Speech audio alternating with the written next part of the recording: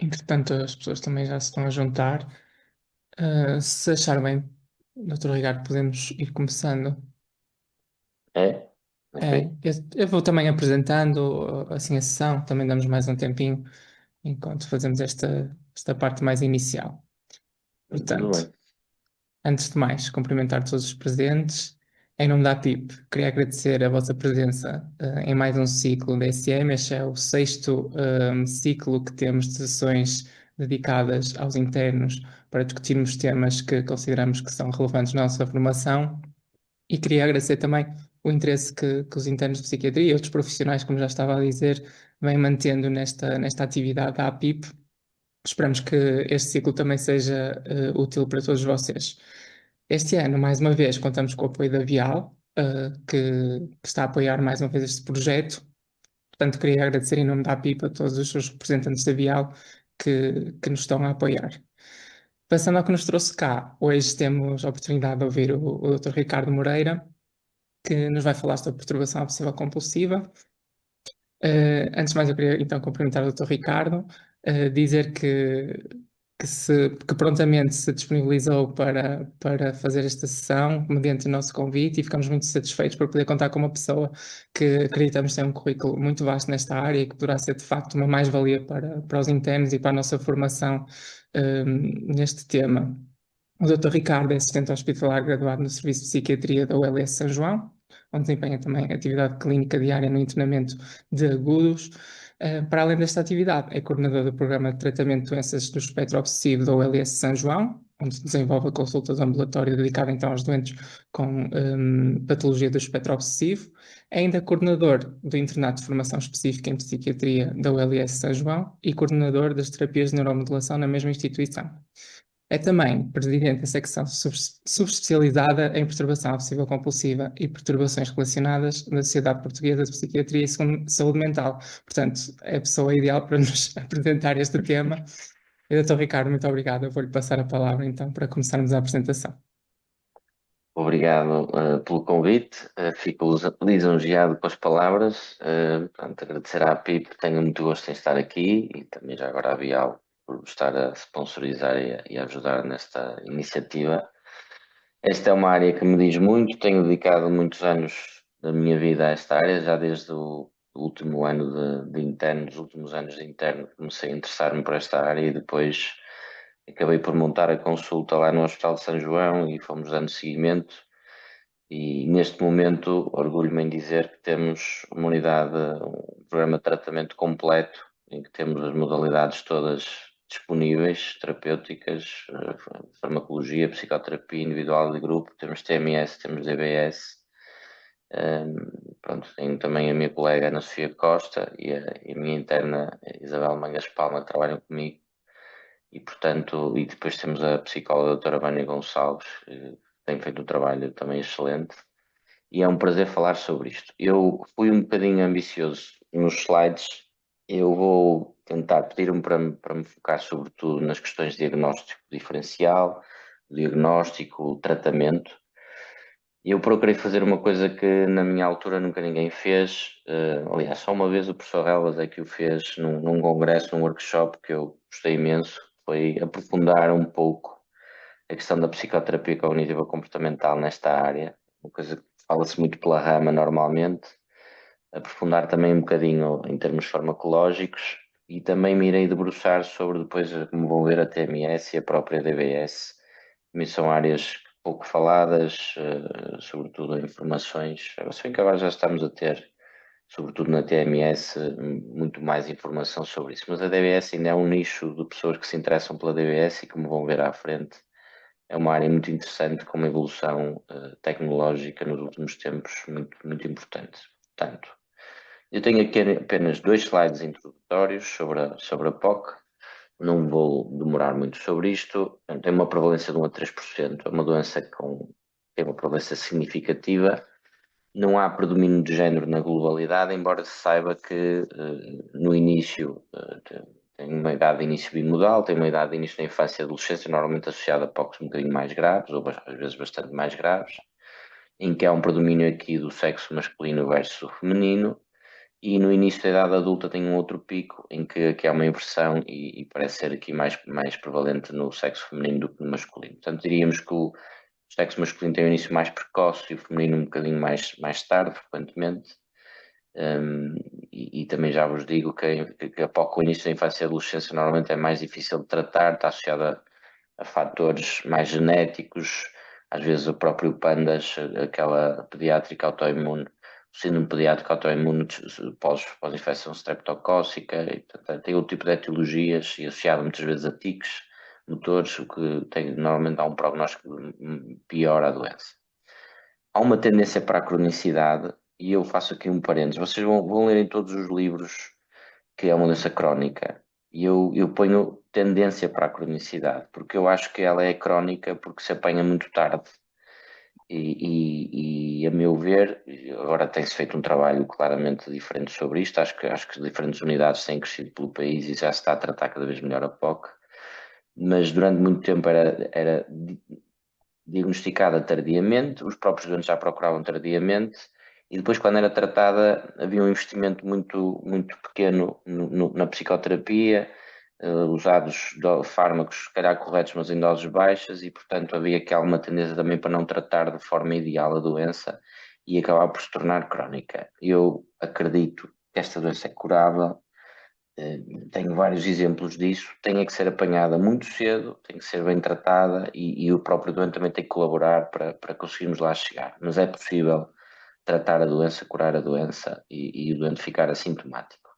A etiologia é multifatorial, há montes de estudos sobre isto, há parte de estudos genéticos, sabemos que há um aumento da prevalência em familiares com POC, tem uma maior probabilidade de ter descendentes com POC. Há fatores também etiológicos, como eu disse há pouco, infecciosos. O PANDAS é o mais conhecido, uma infecção por streptococos na infância. Uma amigdalite pode, às vezes, desencadear tiques motores e sintomatologia obsessiva compulsiva. Muitas das vezes pode haver fatores traumáticos, ou seja, fatores vivenciais de stress que possam despoltar isto, o início de sintomas obsessivos, mas na maior parte das vezes nós não sabemos qual é a etiologia, não identificamos nada, nem PANDAS, nem propriamente existem familiares, não se identifica nenhum trauma e a doença surge na mesma e, portanto, muitas das vezes, até nem com, pode ter aqui também um contributo de fatores de personalidade, mas às vezes nem isso. Portanto, há muito ainda por descobrir em termos da sua etiologia. Em termos da neurobiologia, não vos vou amassar com isto, há claramente, eu acho que é das doenças psiquiátricas que se conhece melhor os mecanismos neurobiológicos envolvidos, e se calhar por isso é que também acho que tem havido, se tem verificado evoluções ao nível do tratamento, nomeadamente a TMS, a DBS, nós sabemos exatamente onde estimular e cada vez sabemos mais e cada vez temos melhores resultados.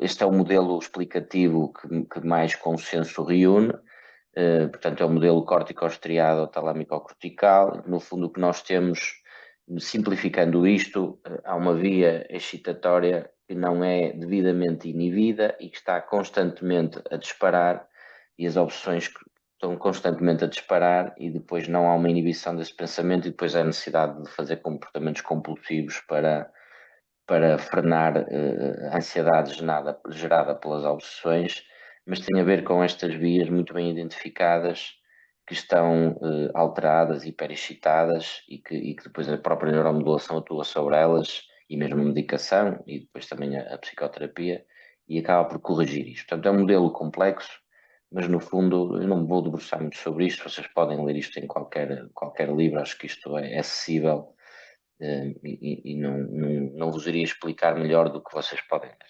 Em termos de critérios de diagnóstico, eu trouxe aqui os DSM e os do CID-10, não há muitas diferenças entre eles. No fundo, nós temos que ter a presença de opções ou compulsões, e eu realço aqui este ou. De acordo com o modelo da POC, supostamente para haver uma compulsão tem que haver uma obsessão. É difícil de compreender que possa haver uma compulsão sem essa obsessão, mas os critérios diagnósticos colocam aqui o ou, porquê? Porque há algumas POCs que evoluem e que ao fim de algum tempo tão mecanizada está a compulsão que ela se torna automática. E então, a dada altura, se vocês apanharem transversalmente um doente que já tem muitos anos de doença, vocês vão poder ver apenas compulsões sem haver propriamente uma obsessão prévia, porque já está tudo muito automatizado. E então é possível que às vezes vejam compulsões. Mas existiu em tempos, na gênese dessas compulsões, as obsessões. A presença de apenas obsessões, eu sinceramente acho questionável, mas podemos aceitar doentes muito ruminativos, mas há quem considere que a própria ruminação sobre os pensamentos obsessivos acaba por ser um ato compulsivo mental e, portanto, é um bocadinho polémica esta ideia de que só existam opções sem compulsões, sendo que, na minha opinião, o elaborar sobre um tema acaba por ser uma compulsão mental. Há rituais mentais muito bem identificados, mas o próprio elaborar sobre obsessões acaba por ser uma compulsão mental. Pronto, as obsessões são, penso que toda a gente sabe o que são pensamentos que têm que ser intrusivos, podem ser pensamentos, ideias ou imagens, que têm que ser intrusivos, repetitivos, geradores de mal-estar, e no início, pelo menos no início, também pode haver aqui alguma perda de insight, como vamos ver à frente, tem que ser identificada claramente pelo doente como o excessivo ou irracional. Isto também nos vai ajudar depois no diagnóstico diferencial mais à frente. O doente tenta resistir contra estas ideias obsessivas, porque elas são reconhecidas como egodistónicas, ou seja, ele não se identifica com estas ideias, elas não fazem parte da sua personalidade, da sua maneira de pensar e de ver o mundo. E depois não geram qualquer prazer, geram muita ansiedade e há uma necessidade de fazer um ato compulsivo. São as compulsões, que são os atos que podem ser motores ou mentais, que têm o objetivo de frenar esta ansiedade gerada pelas obsessões.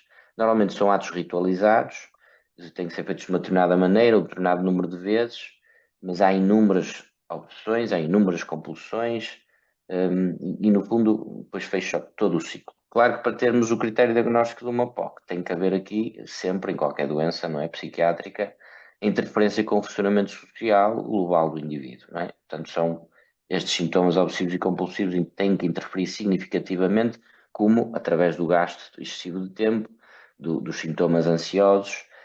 Muitas vezes também há aqui um critério que falta sempre, que é o evitamento. Há muitos doentes que evitam muitas coisas e, a meu ver, devia ser acrescentado aqui nos critérios diagnósticos, quer da CID-10, quer da DSM. E, portanto, isto tem que ser, obviamente, impactante na vida do indivíduo. Claro que temos que excluir outras patologias. Às vezes surgem sintomas obsessivo-compulsivos comórbidos e vamos ver mais à frente e falar um bocadinho sobre isso.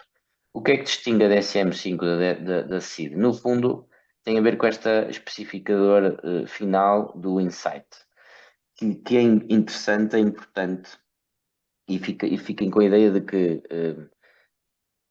pode, evoluindo, uma POC evolua de forma maligna, o doente pode ir perdendo o insight da doença e perdendo a capacidade crítica sobre as obsessões, pode começar a identificar-se com elas e perder aquela típica frase que o doente diz: eu sei que isto é um disparate, mas, e às vezes com evoluções muito longas de doença e negativas, e sobretudo em doentes não tratados, às vezes eles depois começam a perder o insight e a não identificar os pensamentos propriamente como irracionais e a considerá-los mesmo como possíveis ou mesmo racionais, o que acaba por prejudicar bastante o prognóstico. Portanto, eles especificam aqui a questão do insight e também especificam a questão dos tiques, porque nós sabemos que quando existem tiques associados, o prognóstico também costuma ser pior.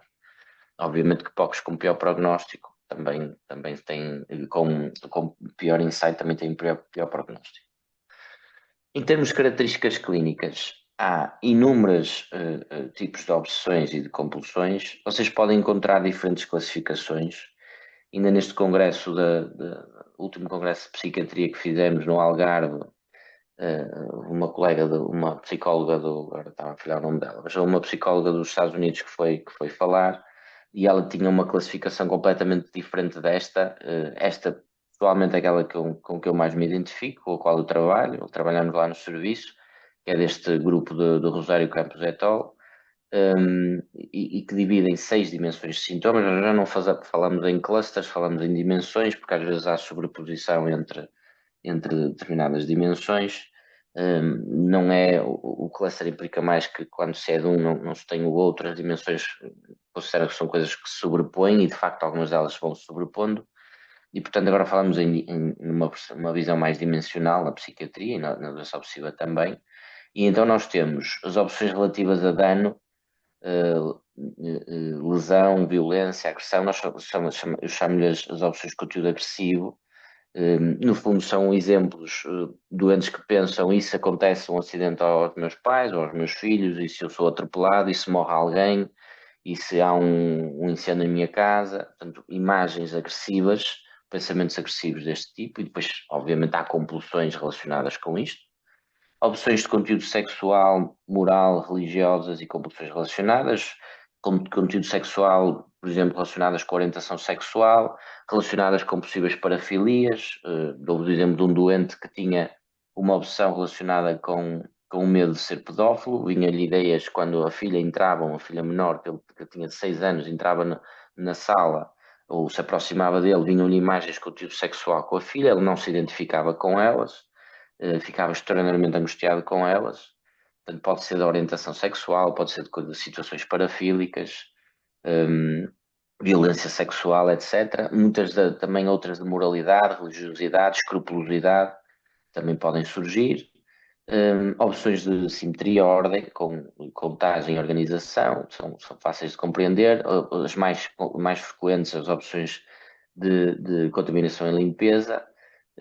E aqui pode ser contaminação por alguma doença específica ou nenhuma em particular, ou apenas a sujidade pela sujidade, há aqui variâncias, e tem associado, obviamente, compulsões rituais de limpeza, opções e compulsões de acumulação e colecionismo, que é bem diferente do hoarding também, como vamos ver à frente, e depois outras que são variadas, que são uma miscelânea de algumas e que não cabiam em nenhum destes, e então criaram um sexto grupo. Portanto, é uma doença bastante heterogénea em termos de apresentação clínica e eu não paro, já vi centenas, se não milhares de doentes obsessivos e não para de me surpreender as opções que podem surgir e tenho a certeza que ainda vou ouvir opções novas que nunca ouvi na vida. Este é um gráfico que me parece que sumariza bastante bem o ciclo obsessivo compulsivo, o ciclo da doença e explica bastante explicativo. Portanto, nós temos a obsessão que surge, como eu vos disse, gera ansiedade. Este aumento da ansiedade faz necessidade ou gera necessidade de fazer algum comportamento para o doente se acalmar, que é a compulsão, o ritual. Isto dá um alívio temporário da ansiedade e dá um reforço negativo e volta e faz com que a obsessão volte com mais força. Paralelamente a este ciclo, temos depois outras questões que também interferem na doença. Os evitamentos são muito frequentes e reforçam também a questão da obsessão. Muitos doentes chegam a um ponto em que, para nem sequer ter a obsessão, já evitam fazer determinadas coisas, por exemplo, evitam abrir as portas ir a determinados sítios, porque sabem que se forem a um sítio, é um sítio onde habitualmente sabem que vão ter que se sentar num determinado local, por exemplo, e depois sabem que vão ter que vir para casa e pôr a roupa toda para lavar, então não saem, não vão a esse sítio. Podem não vestir determinadas roupas porque sabem que se vestirem, que tem, na mente deles aquela roupa está contaminada, então depois vão ter que tomar banho, então não vestem a roupa, ou não tocam em determinados locais, ou não se sentam num determinado sofá, num determinado sítio em casa. Portanto, há muitos comportamentos de evitamento que também fazem parte da doença e que às vezes mascaram compulsões, porque o doente, como nunca se expõe, não chega a fazer a compulsão, e às vezes nem surge a opção porque ele evita. E depois temos comportamentos de segurança, que é usar, por exemplo, utensílios, é usar umas luvas para tocar em coisas. Isto dá-nos segurança. A parte do Covid foi um exemplo paradigmático. As pessoas andavam de máscaras e de luvas. Isto dava uma segurança enorme ao doente, porque eles sentiam-se muito mais protegidos e então até achavam que se sentiam melhor da doença e que estavam muito melhor. E os doentes na altura diziam, mas sinto muito melhor agora. Porquê? Porque os doentes as outras pessoas não os cumprimentavam, usavam luvas, era obrigatório para tocar nas coisas, usavam máscara e estes comportamentos de segurança faziam-nos sentir-se também melhor. E reforçavam, no fundo, a obsessão, porque eles nunca se expõem e quando um dia têm que se expor, a obsessão está lá com força. E depois, por trás de tudo isto, temos muitas distorções cognitivas, são várias, não têm que estar todas presentes em cada um dos doentes. Uns têm algumas, outros têm outras, outros têm muitas, outros podem ter apenas uma, e vamos ver à frente quais é que são e como é que elas podem ser trabalhadas. E, portanto, eu acho que é um esquema bastante completo que nos dá a entender também a complexidade desta doença. O diagnóstico é um diagnóstico, obviamente, clínico, a história clínica é essencial, o exame psicopatológico é essencial. Com isso, conseguem, na maior parte das vezes, fazer claramente o diagnóstico, poucas dúvidas vos ficam. Há algumas escalas que nos podem ser úteis, e eu não diria que em termos de diagnóstico, mas em termos de quantificação da gravidade da doença e até mesmo depois para podermos ir acompanhando os doentes ao nível do tratamento. Por exemplo, em psicoterapia, eu uso frequentemente o iBox para ir monitorizando a evolução, por exemplo, dos doentes com DBS, e a Dimensional iBox tem um descritivo muito bom de todos os sintomas e das opções e das compulsões, que no fundo também é o iBox Symptom Checklist tem, que nos permite depois ir fazendo o acompanhamento a nível da terapia comportamental. O diagnóstico diferencial é relevante, pode às vezes causar aqui e acolá alguma dificuldade em uma minoria das situações, na minha opinião, e se vocês derem particular atenção às cognições dos doentes, vão ver que conseguem muitas das vezes fazer a distinção entre alguns diagnósticos que podem parecer mais difíceis. Os principais diagnósticos diferenciais, eu diria que estão aqui explanados: a perturbação obsessiva compulsiva da personalidade, muitas das vezes coloca algumas dificuldades, às vezes há uma sobreposição das duas em comorbilidade e não é fácil de perceber onde termina uma e onde começa a outra. Depressão com sintomas obsessivos, PCAs, tem muitas vezes também alguns comportamentos muito ritualizados, como vocês sabem, e às vezes também tem incomodidade da POC, pode causar aqui alguma dificuldade. Perturbação dismórfica corporal, a perturbação da acumulação, hoarding, verdadeiramente dito, que é bastante diferente da acumulação do obsessivo. Tricotilomania, perturbação de escoriação, perturbação de tiques, e depois outras, conforme eu disse há pouco, por exemplo, algumas parafilias, opções de conteúdo sexual, podem causar aqui algumas dificuldades diagnósticas, e quando os doentes, por exemplo, perdem insight, uma POC com perda de insight já com vários tempos de evolução, pode às vezes parecer um quadro mais psicótico, por exemplo. Como é que nós conseguimos ajudar-nos a fazer este diagnóstico diferencial? Análise minuciosa do quadro clínico, dos sintomas, pesquisar bem a personalidade prévia do doente. A cronologia dos sintomas é essencial. Por exemplo, numa depressão com sintomas obsessivos, vocês vão ver sempre primeiro a surgir os sintomas do humor e depois, à medida que esses sintomas do humor surgem, é que vêm os sintomas obsessivos. Quando o doente melhora do humor, os sintomas obsessivos desaparecem por completo. Isto é um exemplo de como a cronologia aqui é importante. A egodistonia dos sintomas é fundamental, por exemplo, para distinguir uma perturbação obsessiva compulsiva da personalidade ou traços de personalidade obsessivos de uma verdadeira POC. Na perturbação obsessiva da personalidade, o doente identifica-se com os sintomas, não os considera irracionais, e normalmente até é a família que obriga ou que força a que os doentes venham à consulta, porque são doentes com quem é muito difícil conviver, porque têm tudo cheio de regras, mas regras com as quais se identificam e que acham e encontram sempre explicações lógicas e racionais do porquê eu fazer as coisas desta maneira, e tentam muitas vezes impor as suas regras a quem convive com eles. Pronto, a presença, a ausência de juízo crítico também para os sintomas é fundamental, e obviamente pesquisar outros fatores em situações específicas. Ressalto esta afirmação: uma POC grave e com muitos anos de duração de doença pode, quando é avaliada apenas transversalmente, assumir características clínicas bastante bizarras, bastante graves. Pode parecer os sintomas são mais atípicos, são bizarros, como não tem insight, pode parecer quase uma coisa delirante, não há tanta egodistonia, e portanto esta diminuição e perda do juízo crítico pode nos baralhar às vezes até quadros mais já com deterioração cognitiva aparente, coisas mais da linha até demencial, pode-nos confundir também com isto, mas sobretudo com quadros também da linha psicótica. Portanto, estes doentes, e às vezes aparece-nos um ou outro com 30, 40, 50 anos de doença que nunca foram tratados, por incrível que pareça, e já vêm em estados de doença mental muito grave e com quadros de apresentação particularmente graves e bizarros. Claro que a presença de outras patologias psiquiátricas em comorbilidade, que acaba por ser bastante frequente, sobretudo outras perturbações da ansiedade, as PCAs, conforme eu disse, às vezes a própria PHDA também pode surgir aqui.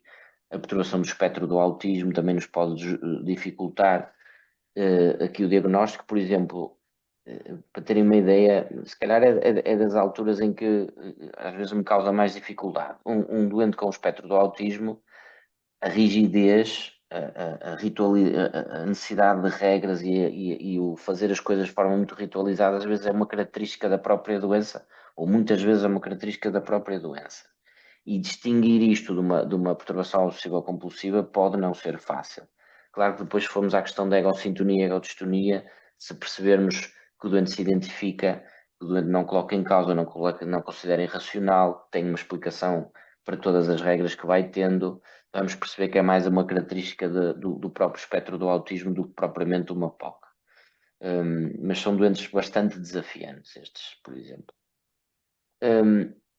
O que é muito importante para nos ajudar no diagnóstico diferencial? Não só a análise transversal, mas também uma análise longitudinal.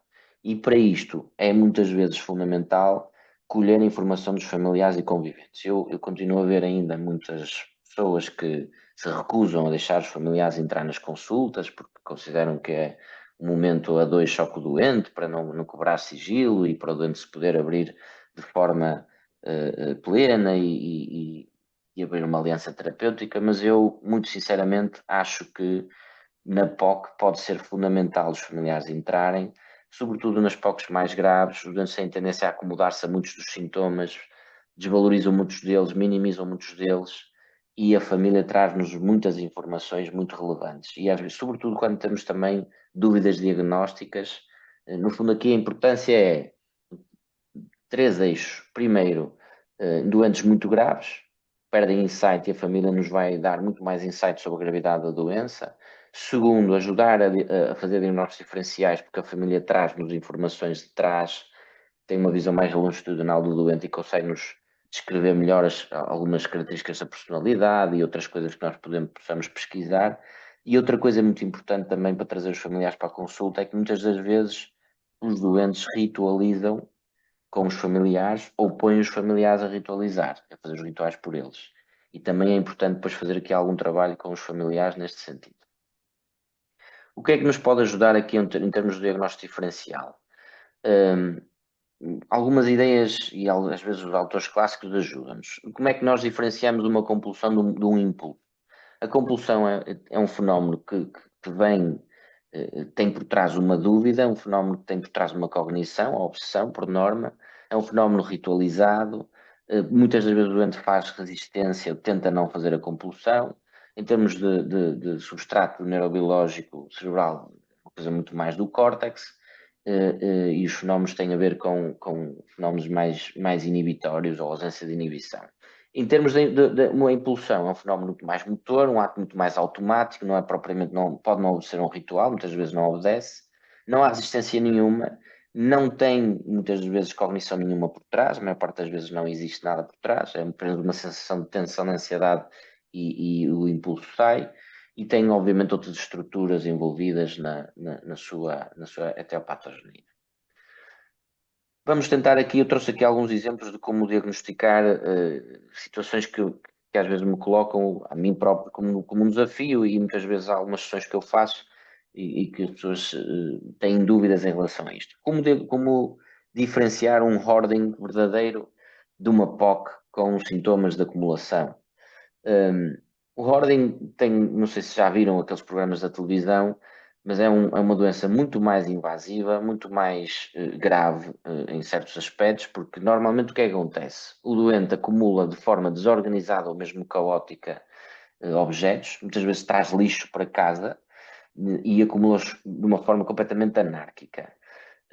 Identifica-se com esse comportamento, não é um comportamento que eles considerem bizarro ou exagerado, e muitas das vezes esta dificuldade em deixarem largar objetos, em deitá-los fora, tem a ver com uma atribuição de um valor sentimental que eles dão a esses objetos acumulados. Outras vezes nem sequer sabem muito bem o porquê de não se conseguir libertar deles, mas têm muita dificuldade em libertar-se deles sem darem uma explicação lógica para isto. Tipicamente há muito baixo insight, são doentes que são capazes de viver com casas perfeitamente insalubres. Pensa-se que tem a ver com mecanismos muito mais dopaminérgicos do que serotoninérgicos, uma péssima resposta ao tratamento, o prognóstico é francamente mau e posso dizer que é tremendamente difícil, se não virtualmente impossível, tratar estes doentes, Normalmente o tratamento é feito por uma imposição externa, é preciso ir lá pessoas deitar as coisas fora, muito dificilmente os doentes deitam as coisas fora e depois acabam por voltar a acumular se não os impedirem. Na POC é completamente diferente. Quando há uma POC com acumulação, há uma explicação lógica para os objetos que são acumulados. Por exemplo, e se eu posso vir a precisar disto no futuro, então eu vou guardar isto. Eu compro 2 ou 3 ou 4 coisas do mesmo detergente porque tenho sempre ali outro, se este acabar já tenho ali o outro direitinho. Tudo é guardado de forma muito organizada. Não há aqui, às vezes com categorias por cores, etc. Não há aqui o caos, as coisas estão em caixas, estão direitinhas nos armários. Há uma acumulação de coisas ou compras de várias coisas do mesmo item, por causa de explicações lógicas que eles dão. Eles reconhecem que aquilo é exagerado, mas se não tiverem ali aquilo guardado daquela maneira, ficam muito ansiosos e então é por isso que acabam por proceder a esse tipo de comportamentos. Obviamente que é a serotonina mais envolvida e normalmente tem uma melhor resposta ao tratamento e melhor prognóstico. A dismorfia corporal, penso que vocês vão falar sobre isto. Existem algumas diferenças entre a perturbação dismórfica corporal e a POC com sintomas somáticos. A dismorfia corporal normalmente está relacionada com uma parte específica do corpo que não tem um defeito que seja visível para as pessoas, mas que o próprio considera como um defeito ou uma deformação grave, mas que apenas o próprio percebe. Há uma procura destes doentes pelo dermatologista, pelos cirurgiões plásticos, fazem muitas vezes cirurgias repetidas. Não sei se já alguém viu o programa Botched na televisão. Muitos dos doentes que passam por lá, na minha opinião, têm problemas de dismorfia corporal.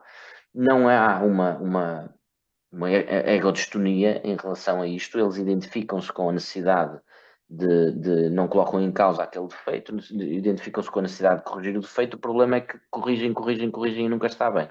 E então acabam por ter muito baixo insight, é uma convicção quase delirante, às vezes quase, parece mesmo delirante, de que o defeito é real e acabam por estar constantemente nisto. Só depois é que aparecem ao psiquiatra, já com muitas vezes intervenções feitas, e é muito difícil a consulta porque há muito baixo insight e, portanto, o doente tem muita resistência ao tratamento e acha que não há necessidade de tratar. Eu também vos digo que a resposta ao tratamento é muito escassa e também pensamos que há aqui mecanismos dopaminérgicos mais envolvidos. E depois não vemos outro tipo de sintomas obsessivo-compulsivos. Na POC com simetria pelo corpo, etc., é diferente. Normalmente tem a ver com questões de simetria. Os doentes perguntam para ser reassegurados: olha, acha que este lado do peito é igual àquele, ou acha que este dedo é igual ao outro? Perguntam muito, vêm ao espelho para certificar se é ou se não é. Quando estão mais calmos, conseguem perceber que a ideia é exagerada, é excessiva, têm insight para isso, não vão procurar cirurgia, sofrem com aquilo e é muito o perguntar, o ser reassegurado, o andar no espelho, mesmo na consulta, pergunta: o que é que acha, doutor? Mas está a ver, acha que isto é simétrico ou que não é? E tem a ver com a tal simetria, beleza do corpo, mas por questões mais de estética simétrica, ok? É mais isso que está muitas vezes em causa. A hipocondria versus POC relacionada com questões das doenças, o medo das doenças. No hipocondríaco, há uma convicção de que a doença existe, ou seja, o doente está convicto disso. Eu tenho a doença, eu procuro os médicos por isto, quero que eles me façam exames para confirmar o diagnóstico. O exame, quando vem negativo, eu não fico satisfeito e vou procurar mais exames e acho que aquele exame não foi suficiente e que tem que ser feito outro. Normalmente é uma questão também egocintónica, o doente identifica-se com aquela ideia, acredita mesmo naquilo, e os exames normais não mudam esta convicção e vai a outro médico, à espera que alguém lhe encontre a doença. Na POC, relacionada com o medo das doenças ou a dúvida sobre as doenças, é completamente diferente. O doente reconhece que a situação é exagerada. Doutor, eu às vezes dá-me aqui um ataque cardíaco e eu fico logo a pensar que vou ter um ataque cardíaco. Eu sei que isto é um disparate, mas eu fico logo aflito. E depois o que acontece? Eu vou à urgência, fazem um eletrocardiograma, dizem que está tudo bem e eu fico relaxado. Isto acalma-me. Eu já não insisto naquilo. Eu tenho dúvidas se tenho a doença, vou fazer o exame e acalmo. E depois já não é o coração, depois dá-me uma tontura, eu acho que posso estar a ter um AVC, Vou ao médico, o médico diz-me que está tudo bem, dá-me uma medicação, eu fico bem e eu já fico calmo porque o médico me disse que está tudo ok. Até completamente diferente a postura, não há convicção nenhuma de que tem doença, há uma dúvida sobre a doença e tem sempre constantemente medo de vir a ter diferentes tipos de doença ou uma doença em particular. Isto varia muito. Mas lá está, é uma questão egodistónica mais uma vez e que gera sofrimento, ansiedade e o ritual aqui é ir procurar os médicos, fazer exames, perguntar, ir ler, ir procurar à internet, depois tem pensamento catastrófico muito associado a isto, são sempre doenças muito graves que podem surgir e a vida deles acaba por ser também às vezes um inferno. A perturbação obsessiva da personalidade, obsessiva compulsiva da personalidade versus POC, por vezes pode nos causar aqui alguns desafios, e é uma questão que às vezes sinto que é mais difícil de compreender, porque a fronteira às vezes é um bocadinho ténue, mas vou tentar explicar as diferenças principais. Portanto, na primeira, há uma identificação, mais uma vez, com a forma de ser e de agir. Tudo tem que ser com regras. Eu não gosto de chegar atrasado, gosto que as coisas estejam organizadas. Eu normalmente tenho o meu dia programado, não gosto de surpresas, não gosto de ir para sítios sem ter tudo estudado previamente. E normalmente faço as coisas no meu dia a dia todas ritualizadas para que tudo corra bem, mas eu identifico-me com isto. E normalmente gosto de ter as coisas também direitinhas, organizadas, ordenadas, para que eu me sinta bem para trabalhar. Mas eu racionalizo, e vou-vos dar um exemplo de um doente que me dizia quando estávamos no consultório, tinha lá um quadro que estava assim um bocadinho torto, e o doente dizia-me algo do género: doutor, por exemplo, aquele quadro que está ali, o quadro está torto. Eu entrei, reparei logo que ele estava torto. E eu pergunto: se ele pode estar direito, porquê que há de estar torto? E agora vem-me dizer que eu é que estou errado. Não, este quadro, se tivesse direito, estava melhor. Eu quando vou comprar um livro à FNAC, há vários livros, todos nós sabemos que há livros que vêm com a lombada engelhada, que vêm com uma folha dobrada, ou que estão às vezes folhas mal impressas. Eu simplesmente pego em vários livros, às vezes posso demorar ali um bocadinho, ok, eu reconheço que ali se calhar posso demorar um bocado, mas porque eu quero ter, já que vou pagar, quero ter o livro que está em melhores condições. Então, tento ver dos livros que lá estão, folheio alguns, vejo, observo e acabo por trazer aquele que está em melhores condições. Mas não vejo qual é o problema disto. Ok, se calhar perco aqui mais tempo, mas se eu vou pagar, posso ter o livro em melhores condições, porque é que não o hei de fazer? E portanto está tudo organizado, tudo pensado, tudo justificado e eu identifico-me com esta maneira de ser, ok? Hum, é diferente da POC, em que reconhece o exagero, reconhece a situação vai ser. E depois são pessoas, as primeiras são pessoas que se vão mantendo assim ao longo do tempo. Claro que viver com alguém assim é muito difícil. Eles querem a perfeição, querem as coisas todas direitinhas, e são doentes muito chatos de conviver e tentam impor as suas regras aos outros. E depois, como eu vos disse há pouco, são os próprios familiares que às vezes forçam a vir à consulta. E eles ficam muito relutantes porque acham que não têm problema nenhum, acham que os outros é que são pessoas desorganizadas e eles não. Na POC é completamente diferente pelos motivos todos que eu já expliquei. É uma ansiedade exacerbada, é egodistónico, portanto identifica tudo isto como exagerado, ao contrário da perturbação obsessiva compulsiva da personalidade. Em termos de tratamento, e por favor interrompam se tiverem alguma dúvida, eu não estou a ver imagens nenhumas, portanto falem e eu paro e conversamos.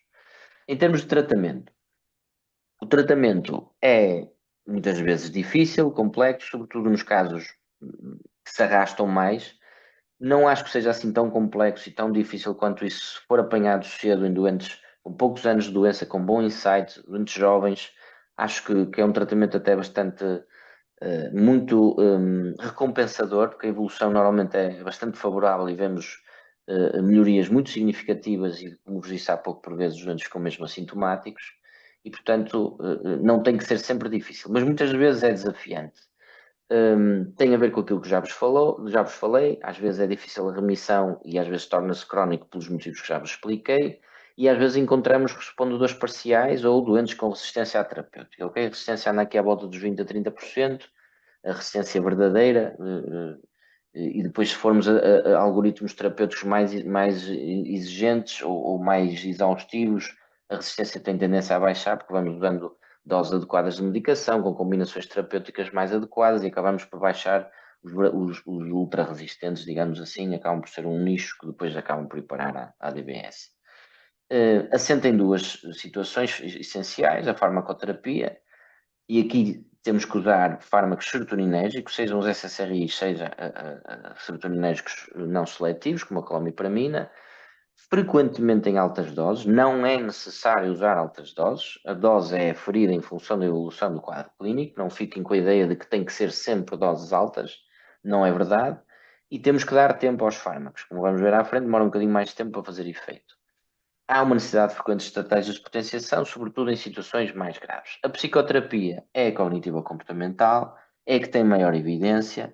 Muitas pessoas vão vos dizer que outro tipo de psicoterapias podem funcionar, eu não direi que não, mas a que tem evidência, sem dúvida nenhuma, é a terapia cognitivo-comportamental, particularmente a terapia de exposição e prevenção de resposta, que continua a ser o gold standard para o tratamento da POC. Podem ser sessões individuais ou de grupo, ambas têm vantagens e desvantagens, também podemos falar um bocadinho sobre isso à frente, há um slide sobre isso. Importa é ser terapeutas dedicados e experientes nesta área, porque há muitas armadilhas que esta doença tem. Às vezes vejo fazer uma má psicoterapia, vejo substituir rituais por outros, vejo reassegurar o doente na consulta por padrão, e o doente sai de lá mais aliviado, mas depois passa a vida a ir à consulta e a precisar do terapeuta para ser reassegurado. Então, é muito fácil de cometer erros quando se está a fazer terapia cognitiva comportamental num doente obsessivo, porque eles são desafiantes, difíceis e às vezes testam os nossos limites e nós temos que saber muito bem o que estamos a fazer para não prejudicar o doente.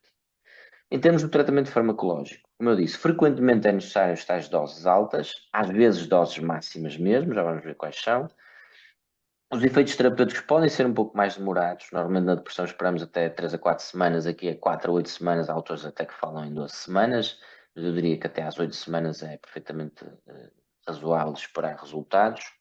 Melhoria dos sintomas é geralmente parcial, ou seja, a própria medicação não resolve a doença, diminui a frequência e intensidade dos sintomas quando é eficaz e facilita a terapia cognitiva comportamental, que deve ser sempre feita em associação, porque é a terapia cognitiva comportamental que poderá potencialmente levar ao tratamento e à remissão dos sintomas.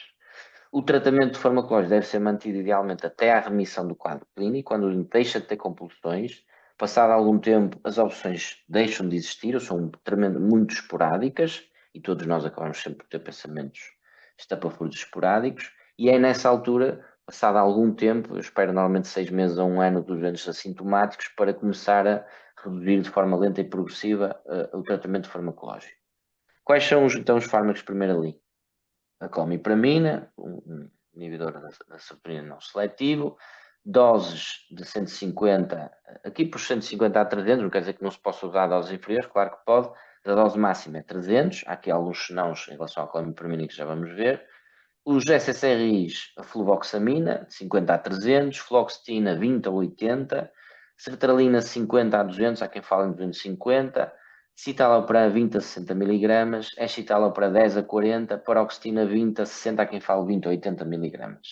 De todos estes, eu quando comecei tinha, não sei se por formação no São João, se por outros motivos, tinha a convicção de que a fluvoxamina de alguma forma se destacava entre os outros SSRIs. Aquilo que vos posso dizer é que quanto mais anos tenho de experiência, menos acho isto. Eu acho que de facto, e os estudos dizem isto mesmo, dizem que não há diferenças estatisticamente significativas entre SSRIs, todos eles são potencialmente eficazes. Vai haver um doente que vos vai responder à fluvoxamina, o outro à fluoxetina, outro à sertralina. De todos, sinceramente, e não sei explicar porquê, é uma dúvida que eu tenho, numa explicação que eu gostava que alguém me desse. A paroxetina é tremendamente eficaz a tratar a síndrome ansiosa, perturbações de pânico, etc. De todos, pode ser um viés meu, porque também acabei por ter tendência a usar menos, é aquele que me parece que tem menos eficácia. E devia ser ao contrário, porque em termos de potencial ansiolítico é dos melhores, como vos disse, para tratar ansiedade generalizada, pânico e perturbações de somatização, etc. Mas, minha opinião clínica, a minha experiência diz-me que de todos é dos que tem menos. O Brintel, a bortioxetina, que surgiu mais recentemente, não tem ainda evidência para tratar a perturbação obsessiva compulsiva, poderá um dia vir a ter. Sinceramente, acho que se tiver, terá que ser em doses bastante mais altas, não sei ainda quais, não tenho tido experiência com isso, não recomendaria utilizar para já, não tenho utilizado. Preocupações particulares com a clomipramina. Atenção às patologias médicas pré-existentes, principalmente epilepsia, glaucoma de ângulo fechado, e patologia cardíaca. Tem a ver com alterações no nível do intervalo QT, tem a ver com o aumento, baixar do limiar convulsivo, e tem a ver também com o aumento da pressão do ocular nos glaucomas de ângulo fechado. Portanto, é preciso mesmo estar contraindicado no glaucoma de ângulo fechado, na epilepsia, só se for mesmo necessário, é preciso dar doses mais baixas, e na patologia cardíaca é preciso um ECG, vigiar, e às vezes pode mesmo ser contraindicado. Cuidado também, que é potencialmente letal em overdose, portanto, doentes com ideação suicida precisamos ter algum cuidado, e dosagens acima de 250 mg dia temos aqui algum risco aumentado de crise convulsiva, mesmo em doentes sem história prévia de epilepsia. Esta ideia é muito importante. Muitos doentes não irão responder a um serotoninérgico, mas vão obter melhoria com outro. Às vezes é o último. Um dos doentes bastante graves que eu tive e que me deu água pela barba, respondeu ao último SSRI que eu tentei, já tinha tentado quase todos, depois fui para a clomipramina, tentei até moclobemida, fui a outras associações com antipsicóticos, etc. E depois foi a sertralina que foi resolver a situação. É um doente que felizmente hoje está muito, muito bem com sertralina, não me perguntem porquê, mas foi o último fármaco que o ajudou.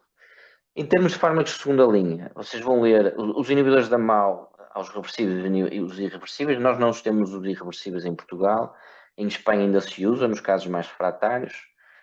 Poderá ser uma hipótese aqui. A venlafaxina também como fármaco de segunda linha. A evidência não é de todo robusta, mas, por exemplo, com doentes com quadros depressivos importantes associados, pode ser útil, porque tratando a depressão vamos ter uma melhoria da parte obsessiva. Mas já há artigos que falam na venlafaxina. E depois temos a questão das estratégias de potenciação. Os antipsicóticos atípicos em doses baixas, por favor, não em doses altas. Não há evidência que doses altas ajudem a tratar a POC. O que vocês vão fazer é sedar o doente e atrogenizar o doente. Não vão melhorar a sintomatologia obsessiva compulsiva. Às vezes, alguns antipsicóticos atípicos até agravam um bocadinho a POC, ou os doentes não toleram os efeitos secundários e temos que tirar.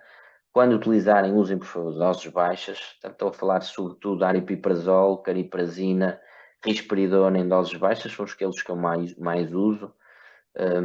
Dificilmente usarei outros. E nem sempre às vezes há muita. Eu vejo muito, cada vez mais usarem como primeira ou logo segunda linha. Quando digo segunda linha, é primeira ou segunda tentativa de tratamento, meterem logo antipsicóticos. A meu ver, eu não aconselho desta forma, acho que devem pensar isto a uma terceira, quarta, quinta tentativa falhada, sobretudo em casos mais graves. Quando é que eu acho que estão mais indicados antipsicóticos atípicos? Doentes com tics associados, doentes com baixo insight, com POCs com início da infância, mais graves, com mais anos de evolução. Parece haver aqui uma maior eficácia nestes doentes, mas, muito sinceramente, não acho que seja um fármaco com uma eficácia por aí além, embora nos seja útil em alguns utentes. O que eu desaconselho é usarem por sistema logo nas primeiras tentativas, às vezes vejo logo à partida colocarem um antipsicótico atípico, mesmo antes de escalarem a subida do SSRI. A meu ver é um erro, porque há uma iatrogenia importante que nós não podemos ignorar dos antipsicóticos. Outros fármacos que vocês vão ler na literatura, memantina, lamotrigina, lítio, buspirona, a evidência é muito reduzida.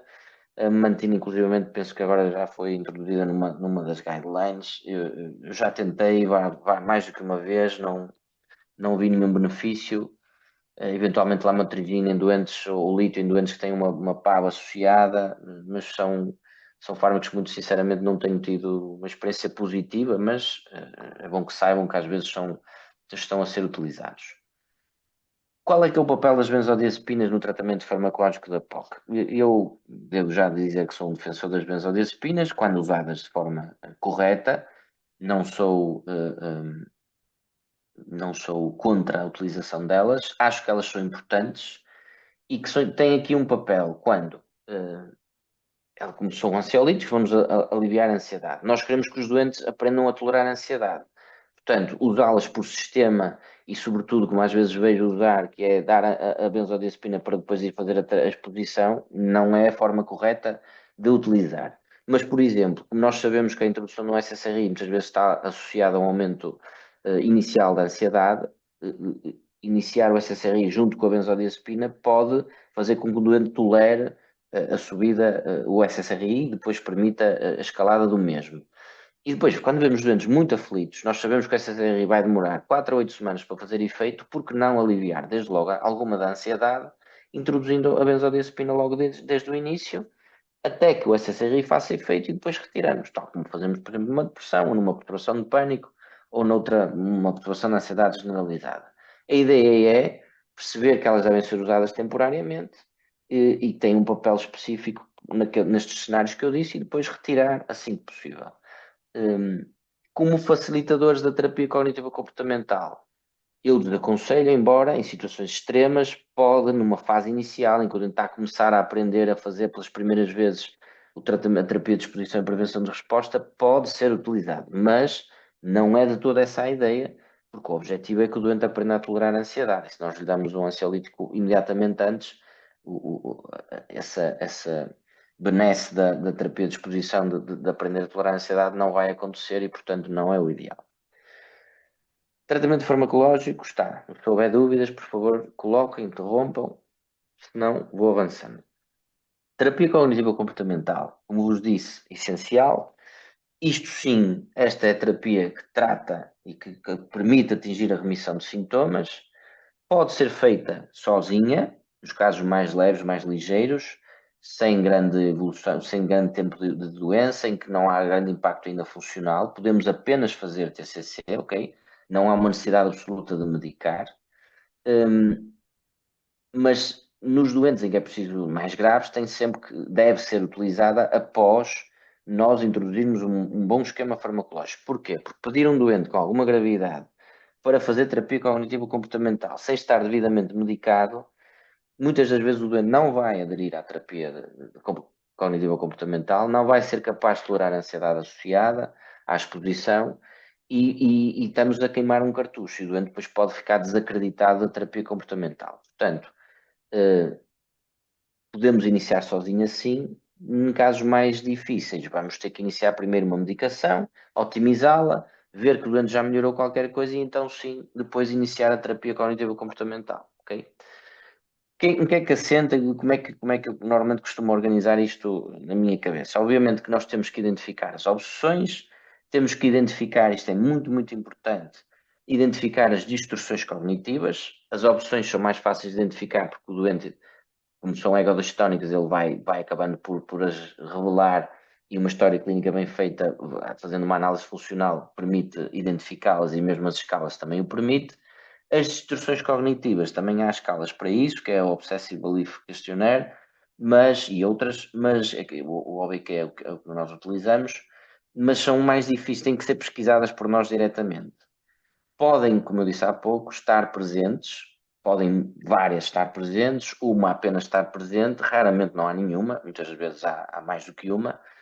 Agora, não têm que estar todas presentes e nós devemos pesquisá-las. Porquê? Porque é importante trabalhar as distorções cognitivas, parte da terapia cognitiva, para depois desafiar o doente a mudar o comportamento, a mudar o ato compulsivo.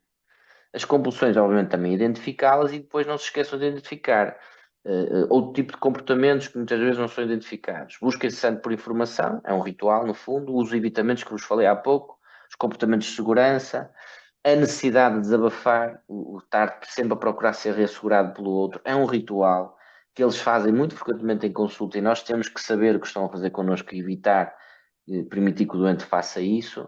E a questão da hipervigilância, doentes que eu costumo dizer que estão sempre com o radar ligado, estão atentos a tudo e mais alguma coisa, e enquanto que nós entramos numa sala e estamos descontraídos, eles entram numa sala e reparam logo numa série de fatores, dependendo da POC que têm, reparam logo numa série de situações.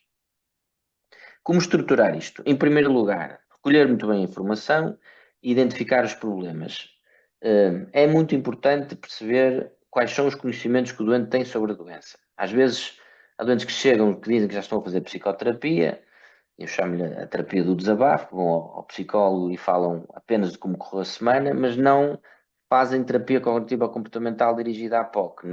Não falam sobre o que é uma obsessão, sobre o que é uma compulsão, o ciclo obsessivo-compulsivo, apenas vão muito numa de tentar ir gerindo emoções das questões que vão tendo semanalmente, e isso não é a forma correta de fazer terapia, não quer dizer que não seja preciso também, mas não é a forma correta de fazer terapia cognitiva comportamental com estes doentes, e é muito importante ensinar o doente sobre os mecanismos da doença que tem, para que eles percebam o que é que lhes vamos pedir mais à frente. Se eles não perceberem aquele ciclo obsessivo-compulsivo, se eles não perceberem a curva de ansiedade que vamos ver à frente, nós vamos lhes pedir coisas e eles depois não as vão fazer. E às vezes vão ter comportamentos que estão a agravar a doença, enquanto que eles acham que são comportamentos que ajudam a aliviar, estão a aliviar a ansiedade, então se calhar estou a resolver a minha POC. E não estão. Muitas vezes é importante falar sobre o prognóstico e é importante explicar-lhes o tratamento, porque é um tratamento que às vezes falha à primeira, falha à segunda, às vezes é preciso tentar vários esquemas farmacológicos, é um tratamento muitas vezes demorado, porque é preciso uma terapia cognitiva comportamental, demora algum tempo a surtir efeito, e explicar que há terapias para além destas, ou seja, dar esperança aos doentes é muito importante. Às vezes chegam já em fim de linha e já muito desesperançados, achar porque ouviram dizer que a doença é crónica, não é tratável, e vêm muito desesperançados e muito deprimidos. E quando alguém lhes transmite uma sensação de que há mais a fazer, existem várias alternativas, sair dali com esperança é muito, a meu ver, muito, muito importante. Outra coisa importante é fazer análise funcional, que é perceber, no fundo, desde que o doente acorda até que se deita, qual é o impacto que a doença tem na sua vida, quer transversalmente, quer longitudinalmente. A forma como agravou, se é uma doença que tem vindo a oscilar, se tem vindo a agravar progressivamente, quais são os aspectos da vida que mais interferem. Por exemplo, há doentes que só têm sintomas obsessivos dentro de casa, há outros que só têm fora de casa, há outros que têm em todos os contextos. E perceber isto é muito, muito importante. Perceber os evitamentos, os comportamentos de segurança e perceber se eles envolvem ou não a família nisto e se envolvem também depois procurar chamar a família para trabalhar, como expliquei há pouco. Informando sobre a doença, eu faço sempre este esquema aos doentes: a obsessão, a compulsão, explico o que é uma obsessão, o que é uma compulsão, uma reforça a outra, explico a curva de ansiedade, quando o doente é exposto aqui à obsessão, a ansiedade dispara e o doente está habituado a fazer a compulsão. Isto é o que eles fazem. E depois o que eu explico é que o que lhes vamos pedir a dada altura é para, perante a obsessão, que faz subir a compulsão, a ansiedade, não fazer a compulsão, ok?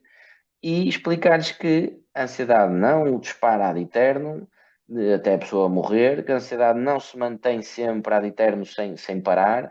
A ansiedade, se nada for feito, acaba por descer com o tempo.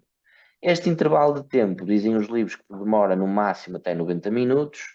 Muito sinceramente, na minha experiência pessoal, demora muito menos do que isso, normalmente minutos e raramente horas ou mais do que uma hora. Mas nos livros diz que a curva fisiológica da ansiedade pode demorar até 90 minutos e é importante que os doentes saibam que é preciso dar tempo para que esta curva aconteça. Porque às vezes eles desistem aqui, ou às vezes desistem aqui mesmo no pico, e se esperassem um pouco mais, isto ia acabar por acontecer. Isto é um esquema que fica facilmente na cabeça de cada um, porque é um esquema muito visual e eles depois lembram-se, quando estão a fazer a exposição, lembram-se deste esquema e sentem mesmo esta ansiedade a subir e a descer. E eu acho que é uma imagem feliz que eles depois vão buscar, e muitos deles acabam por reportar isto, que depois se lembram, quando estão a fazer a exposição, lembram-se desta imagem e isso encoraja-os para continuar. Continuando na terapia cognitivo-comportamental, se nós vamos pedir aos doentes para fazer uma terapia de exposição e prevenção de resposta, nós temos que corrigir primeiro as distorções cognitivas. Eu tenho aqui várias, mas o tempo já está muito longo, já vamos quase numa hora, e portanto eu tenho que acelerar. Há várias, há formas de as trabalhar. Vou-vos dar aqui um ou dois exemplos. A intolerância à ansiedade é uma delas. Os doentes estão muito convencidos de que não conseguem aguentar a ansiedade, de que é insuportável, e basta que vocês perguntem isto. Perguntem se não houve nenhuma altura em que eles, por vergonha, perante uma obsessão, porque tinham vergonha de fazer o ato compulsivo, não evitaram fazer a compulsão. E todos eles vão dizer que sim. E então vocês aí demonstram, com a experiência de vida deles, que de facto é possível suportar a obsessão ou a compulsão. Ou então, às vezes, quando alguma motivação extra surgiu, eles não fizeram um ato compulsivo e conseguiram aguentar a ansiedade. Basta isto para corrigir esta cognição. O perfeccionismo é muito típico dos obsessivos, mas há muita ideia de que todos os obsessivos são perfeccionistas. Isso não é verdade. Há obsessivos que não têm nada a ver com o perfeccionismo, mas no fundo há muitos deles que são, e é importante também trabalhar isto. Há muitas formas de o fazer. Eu dou aqui alguns exemplos de como trabalhar esta questão. O excessivo sentido de responsabilidade, a hipervalorização do risco. Esta é muito frequente, a catastrofização, que acaba por tem a ver com esta hipervalorização. Se uma coisa, eles confundem algo, que é esta fusão, eles misturam a probabilidade com possibilidade. Se algo é possível, então quer dizer que é altamente provável. E esquece-se que algo pode ser possível, mas pode ser altamente improvável. Então eles misturam estas duas coisas e isto acaba por gerar muito medo, muito receio e acaba por os forçar a fazer o ato compulsivo para se reassegurarem de que nada vai acontecer. Aprender a separar isto, aprender a perceber que nada é 100% seguro, aprender a tirar a palavra risco do vocabulário e perceber que estamos a falar de probabilidades e aprender a racionalizar as probabilidades é essencial. Depois, fusão pensamento-ação tem muito a ver com a fobia de impulso, que é um sintoma muito típico da perturbação obsessiva-compulsiva, que é ter imagens horríveis na cabeça, medo de esfaquear alguém ou de bater em alguém, e se eu penso logo vou fazer, vou perder o controlo. Isto é algo que é muito frequente de acontecer em doentes obsessivos. É importante separar o pensamento da ação, perceber que há ali um controlo no meio, que é a nossa vontade, o nosso desejo, a nossa personalidade. Isto também é preciso trabalhar. A intolerância à dúvida, outra das coisas que temos de trabalhar. Por último, só em relação às distorções cognitivas, perceber que desabafar não é sempre positivo. Os doentes obsessivos têm muito esta tendência de vir procurar ser reassegurados e desabafar tudo, e vêm com listas, sentam-se na consulta e vêm com uma lista e dizem, eu tenho que lhe dizer isto tudo, não posso deixar escapar nada, e então correm a lista toda à vossa frente. Aquilo é um ritual. Não os deixem fazer isto. A da altura ganhem confiança com eles e digam, olha, vamos falar sobre os 2 primeiros pontos, na próxima consulta falamos sobre os outros. Há tempo para discutir as coisas, e eles como têm dificuldade em aceitar isto, mas depois podemos e devemos fazê-lo. E devolver as perguntas. Às vezes eles querem ser reassegurados. Doutor, diga-me, isto não é assim, pois não acontece nada, pois não. Não sei, o que é que você acha? Devolve a pergunta. Ok? Não reassegurar é um erro, porque eles estão a ritualizar connosco e depois correm o risco até se tornar um bocado dependentes de nós, ou dos psicólogos, e depois sempre que estão com alguma dúvida ligam a perguntar, ou vão à consulta, antecipam consulta, ou vão bater à porta, querem uma consulta extra porque estão com uma dúvida obsessiva e têm que resolver. E ainda agora tivemos um doente muito recentemente que acha que fazer terapia cognitiva comportamental é ir ao psiquiatra ou ao psicólogo e ser reassegurado e sair de lá calmo. Para ele isto é terapia cognitiva comportamental, e não é. Pronto, a terapia comportamental propriamente dita, a principal técnica que eu vos disse, há várias técnicas, a exposição prevenção de resposta é a principal, é o gold standard, sem dúvida a mais eficaz, e é sobretudo útil, é útil na maior parte das compulsões, sobretudo nas motoras. Já é muito mais difícil de utilizar nas compulsões de conteúdo mental, que a meu ver são as mais desafiantes. Pronto, penso que toda a gente sabe o que é. Nós expomos o paciente ao estímulo gerador da ansiedade e depois vamos-lhe pedir que não façam a resposta compulsiva e que esperem que aquela curva suba e desça. Podemos fazer isto de forma abrupta, podemos fazer isto diminuindo o número de rituais, podemos fazer isto de diferentes formas. O importante, e podemos fazer isto em vivo ou mentalmente, o importante é que seja uma exposição frequente, prolongada e hierarquizada. Começar do menos difícil para o mais difícil, ou do mais fácil para o mais difícil, e fazer isto repetidamente, que é para ter efeito. Fazer uma exposição uma vez por semana, uma vez por mês, não funciona, ok? Isto tem que ser repetido, tem que ser estruturado, hierarquizado, e os doentes têm que ser persistentes nisto. E a maior parte das situações que falha porque os doentes não cumprem esta frequência, não são persistentes na terapia. E muitas vezes melhoram alguns sintomas, acomodam-se e depois não extinguem outros, e isso também é que faz com que as doenças, às vezes, obsessivo-compulsivas, se prolonguem no tempo. Pronto, a exposição e prevenção de resposta é mais ou menos isto. Depois temos outras terapias comportamentais, de paragem do pensamento, saciedade, saturação do pensamento. Vou só dar este exemplo, que é uma terapia, no fundo, paradoxal. Tem a ver, por exemplo, com opções de conteúdo religioso, em que a palavra diabo ou satanás ou o número do 666 lhes faz confusão. Então nós pedimos para escrever a palavra até à exaustão, numa folha A4, ou escrever a palavra ou um número do azar que eles têm, um supersticioso, e eles escrevem, andam com aquilo na carteira até a ansiedade desaparecer, por exemplo. Ou então escrever e escrever até se fartarem, até a curva da ansiedade subir e descer. É uma estratégia que às vezes não funciona, pode dar até algum agravamento dos sintomas, é preciso fazer com experiência, é preciso ter a experiência para saber fazer isto, mas quando funciona, funciona muito bem. Alguns doentes queixam-se que isto lhes agrava a ansiedade, então nesses temos que usar outras estratégias. Mas pronto, para terem ideia de que há várias estratégias comportamentais, não há só a exposição e prevenção de resposta, mas devemos sempre primar pela exposição e prevenção de resposta e associar a estas outras, se for possível e se for pertinente. Okay? Erros frequentes a evitar. O tal reassegurar o doente, entrar em debate de ideias, isto é muito importante porque eu ainda hoje, com alguns anos de experiência, às vezes me deparo numa consulta a fazer isto e tenho que parar e recuar, e às vezes só no fim da consulta é que me apercebo que eu acabei por o fazer. No fundo, a ideia é esta. Uma da parte da terapia cognitiva é tentar ajudar o doente a racionalizar as obsessões e a encontrar estratégias cognitivas de desmontar as distorções cognitivas. Só que às vezes entramos naquelas argumentações, daqueles exemplos que eu estava a dar nos quadros anteriores, para desmontar as distorções, e reparamos que nós argumentamos de um lado e eles argumentam do outro, defendendo a distorção, ou defendendo a obsessão, ou inventando mais hipóteses para que aquela obsessão ganhe ainda mais força. E começam a criar cenários ainda mais hipotéticos, mais surreais, e começam-se a vincar cada vez mais naquilo, a fortalecer cada vez mais o seu argumento, e a doença está a ganhar força, não está a perder. Nós estamos a entrar num debate de ideias, o doente não está permeável a mudar a maneira de pensar, e começamos ali a entrar, eu digo uma coisa, ele diz outra, eu digo uma coisa, ele diz outra, e ele cada vez mais reforça a ideia, a forma de pensar. Quando notarmos que estamos a entrar por aqui, devemos parar, reformular, voltar atrás e mudar, e se calhar insistir mais numa parte comportamental, ou ir por outra via, dar outros exemplos, mas não permitir que este debate avance muito e assim que percebemos pararmos com isto. Pronto. Outra coisa a evitar é fazer a terapia comportamental cedo demais, quando o doente não está preparado ou motivado, ok? Isso é queimar um cartucho. Muito importante envolver os familiares na terapia comportamental de forma correta, ou seja, qual é o erro frequente a evitar? É pôr os familiares aí fechar a porta. Ai, não sei se fechei a porta, vai lá tu, e o doente, e o familiar vai. Ou então dizer mesmo aos familiares para fazer isto. Erro crasso.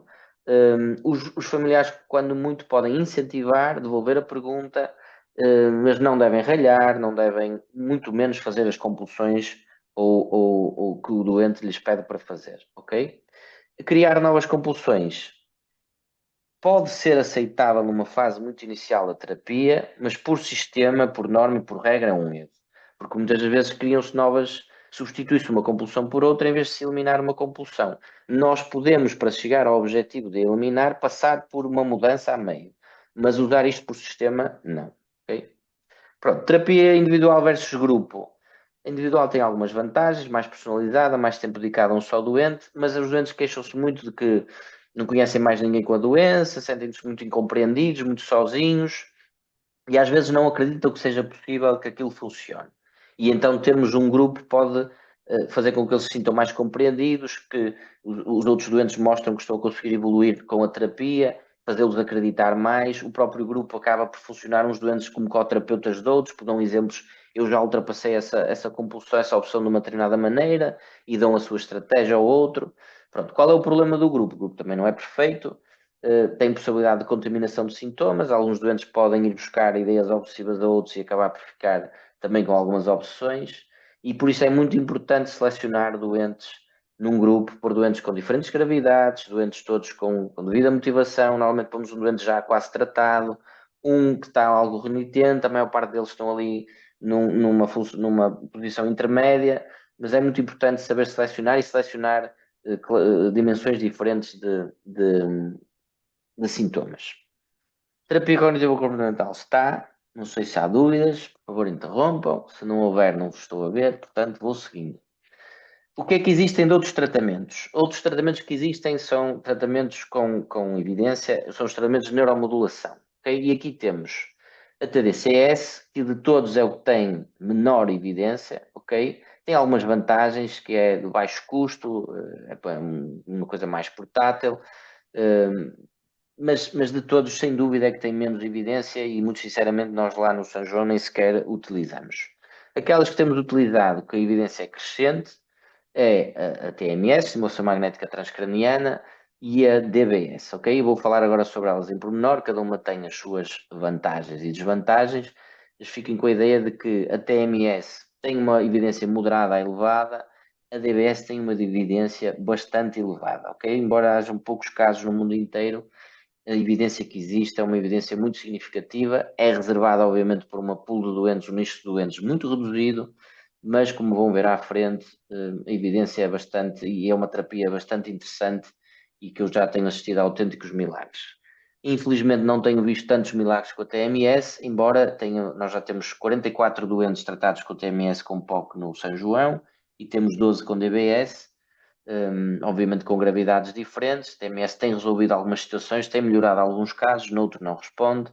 A DBS dos 12, 10 são respondedores, os dois últimos que operamos ainda não responderam. O que é, muito sucintamente, a estimulação magnética transcraniana? No fundo é incidir um campo eletromagnético sobre uma determinada zona cerebral, e podemos utilizar coils diferentes. Aqui na imagem à esquerda, esta é a coil usada e autorizada internacionalmente com aprovação para a POC, ok? É uma coil que faz assim uma convexidade, e nós é esta que usamos lá no São João. Depois há outras máquinas de Deep TMS que dizem que fazem no fundo, conseguem ir mais fundo no cérebro.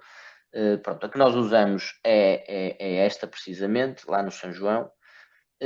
Pronto, é muito importante selecionar os doentes, e aqui há alguma evolução que tem existido. Quais são os doentes que teriam indicação para fazer estimulação magnética transcraniana? No fundo, doentes que não tiveram resposta à terapia cognitivo-comportamental e a alguns tratamentos farmacológicos, 2, 3 esquemas farmacológicos não tenham funcionado.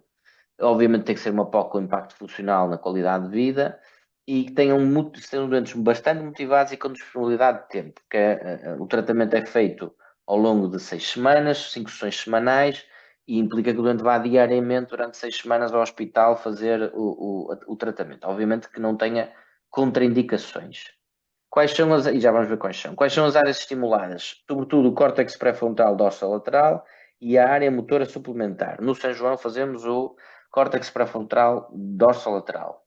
É muito importante colocar corretamente a coil e depois há sistemas que permitem afinar isto. Aliás, os estudos têm sido cada vez mais no sentido de otimizar a colocação da coil para que saibamos que estamos a estimular na zona correta. Há sistemas de neuronavegação que podem ajudar com ressonância magnética, são coisas que estão a evoluir. O protocolo mais consensual são 5 sessões semanais de 37 minutos. Muito importante, e é o que está aprovado, e a Champalimau, o grupo do Albina que publicou este artigo, imediatamente antes de começar a estimulação, a sessão, deve-se expor o doente a uma obsessão, deve-se provocar uma obsessão, provocar um sintoma, para que o doente fique a obsessivar naquele pensamento e depois então sim começar a sessão. Okay? Isto é o que está aprovado, o protocolo aprovado é esse, com a tal coil específica para a POC. Efeitos colaterais, por norma bem tolerada, alguns efeitos secundários leves, como dores de cabeça, desconforto no couro cabeludo, alguns espasmos, há doentes que ficam muito incomodados porque têm aqui a contratura da musculatura da testa e da cabeça, mas a larguíssima maioria dos doentes acaba por tolerar bem. Nós vamos subindo o estímulo progressivamente até à intensidade terapêutica e os doentes acabam por tolerar. Contraindicação: o problema dos metais, objetos metálicos no corpo ou implantes metálicos no corpo, sobretudo na zona mais superior do corpo. Mas a maior parte das situações, as contraindicações são relativas, por exemplo, próteses dentárias e algumas questões podem causar mais dificuldades, objetos metálicos propriamente na cabeça, placas metálicas, essas não podem mesmo ser, algumas mais para baixo não costuma haver problemas. Em termos de evidência, pronto, é uma evidência não tão robusta, há estudos muito dispares, ok? Mas obviamente que esta meta-análise mostra aqui um effect size positivo para a TMS, este forest plot, mas vem aqui variâncias muito grandes nos estudos, algumas que passam a linha para lá do zero, e portanto ainda há aqui, acho que é importante afinarmos, otimizarmos a TMS, acho que vamos ganhar muito com isso, à medida que vamos usando melhores colocações do elétrodo de forma da coil mais acertadas, com neuronavegação ou com ressonância, protocolos otimizados, com rápidos ou ultra rápidos, acho que a TMS tem margem para aumentar a sua eficácia. Pronto, estes são os desafios futuros, obviamente. Melhorar a eficácia, reduzir a duração de tratamento é uma das dificuldades que nós temos. Nós temos 44 doentes, podemos ter bastantes mais, sou sincero. Não temos, porque doentes que apesar de tudo trabalham, embora tenham uma doença com alguma gravidade, mas que vão trabalhando, acabam por não querer faltar ao trabalho e não estão para estar 6 semanas a faltar ao trabalho porque não lhes é permitido. E, portanto, os protocolos rápidos e ultra rápidos seriam aqui uma mais-valia. E depois temos aqui uma questão que é, quando os doentes melhoram, muitas vezes o efeito é temporário. E então cada vez se fala mais na hipótese da TMS de manutenção. Nós temos visto algumas recaídas a acontecer passado alguns meses após terminar a TMS e temos vindo também a tentar pensar sobre isto e obviamente que haveremos da mesma maneira que os ECTs fizeram esse caminho, não é? Então, já se usa muito os ECTs de manutenção. Eu penso que no futuro a TMS também fará esse mesmo caminho. Se tiverem perguntas, interrompam. DBS, área para mim apaixonante. Pronto, penso que toda a gente sabe o que é cirurgia. No fundo, isto foi usada em várias patologias. Aquela mais consensual, mais evidente e mais utilizada é na doença de Parkinson, na neurologia. No fundo, é a introdução de 2 elétrodos, okay, numa determinada zona cerebral, já vamos ver quais são. Tem um fio que passa por aqui, tudo subcutâneo, e depois tem um neuroestimulador que fica também subcutâneo aqui na zona do peito infraclavicular. Às vezes pode ser colocado no abdômen, mas 100% dos nossos doentes têm aqui infraclavicular a colocação do neuroestimulador. Ele emite uma corrente elétrica, um campo elétrico, que depois vai incidir sobre uma determinada área e cada vez mais se sabe que incide sobre não um determinado núcleo, mas sobre uma determinada fibras que passam por uma determinada zona e já vamos falar um bocadinho sobre isso. Quais são os doentes que têm indicação para DBS? Estamos a falar de doentes particularmente graves, ok? Esta é uma indicação para um nicho pequeno de doentes. Felizmente são poucos, porque há resposta normalmente aos tratamentos. Estamos a falar de poucos de acordo com critérios CIDES DSM-5, duração de doença no mínimo 5 anos, o quadro clínico com sofrimento muito significativo, estamos a falar do iBox acima de 28 a 30, o iBox vai de 0 a 40, ok? São poucos bastante graves. POCs verdadeiramente resistentes, já vamos ver à frente o algoritmo terapêutico para vos mostrar qual é o conceito de POC resistente, que pode variar de autor para autor, e que tem, obviamente, capacidade de compreensão e prestação de consentimento informado. Esta definição de POC resistente é que é heterogénea, muitas das vezes, por isso na literatura há estudos que dizem que é 10%, 20%, 40%, varia muito consoante os critérios que nós consideramos. O algoritmo que nós usamos, e até foi o livro que escrevemos, eu e o Igor, no livro de Psiquiatria Fundamental, isto é um algoritmo baseado também na equipe de Belvich. No fundo, para falarmos de uma POC resistente, temos de falar de doentes que já tenham feito SSRIs, mais do que um em monoterapia, ok? Não fiquem por um. Às vezes, frequentemente tento, se não todos, quase todos. Clomipramina, doses sempre altas, ok? Por duração suficiente. Clomipramina associada a um SSRI é uma combinação serotoninérgica extraordinariamente potente, ok? Muitas vezes prefiro esta combinação do que iniciar logo um antipsicótico associado ou à clomipramina ou ao SSRI. Depois sim associar clomipramina com antipsicótico atípico em doses baixas, ou SSRI com antipsicótico, ou ambos com antipsicótico em doses baixas, ok? Isto obviamente não é sempre assim, mas é mais ou menos este o algoritmo. Depois passar para o inibidor da MAO, confesso que uso raramente, e os nossos são reversíveis. Em Espanha usam-se ainda a feneldina ou irreversível. E então depois sim a estimulação magnética transcraniana, que alguns autores defendem, e eu muito sinceramente tendo a concordar, que deva ser utilizada cada vez mais cedo, e não deixar apenas para doentes muito graves e muito resistentes. Parece que ela é mais eficaz quando não é deixada para tão tarde. E então, tudo isto sempre associado à terapia cognitiva comportamental, aqui sempre, pelo menos no mínimo 12 meses, e só depois de tudo isto ter falhado é que podemos falar numa POC verdadeiramente resistente e é que são propostos para estimulação cerebral profunda, ok? Portanto, temos aqui muita opção terapêutica para explorar e alguns doentes ficam pelo primeiro passo, outros pelo segundo, outros pelo terceiro e vão por aqui, outros melhoram com a estimulação magnética transcraniana e não chegam à DBS, ok? Portanto, este é o algoritmo que nós usamos. Obviamente que há alguns critérios de exclusão, doentes inferiores a 18 anos ou 65 anos, presença de doença neurológica ou médica clinicamente significativa, exceto os tics ou o Gilad Tourette, também podem melhorar com a própria DBS, presença de anomalia na ressonância que impeça a cirurgia, contraindicações específicas, coisas mais técnicas da parte da neurocirurgia que são contraindicações, história prévia de sintomatologia psicótica, comorbidade com perturbações da personalidade, muito importante, não operem doentes com perturbações da personalidade, vai correr mal.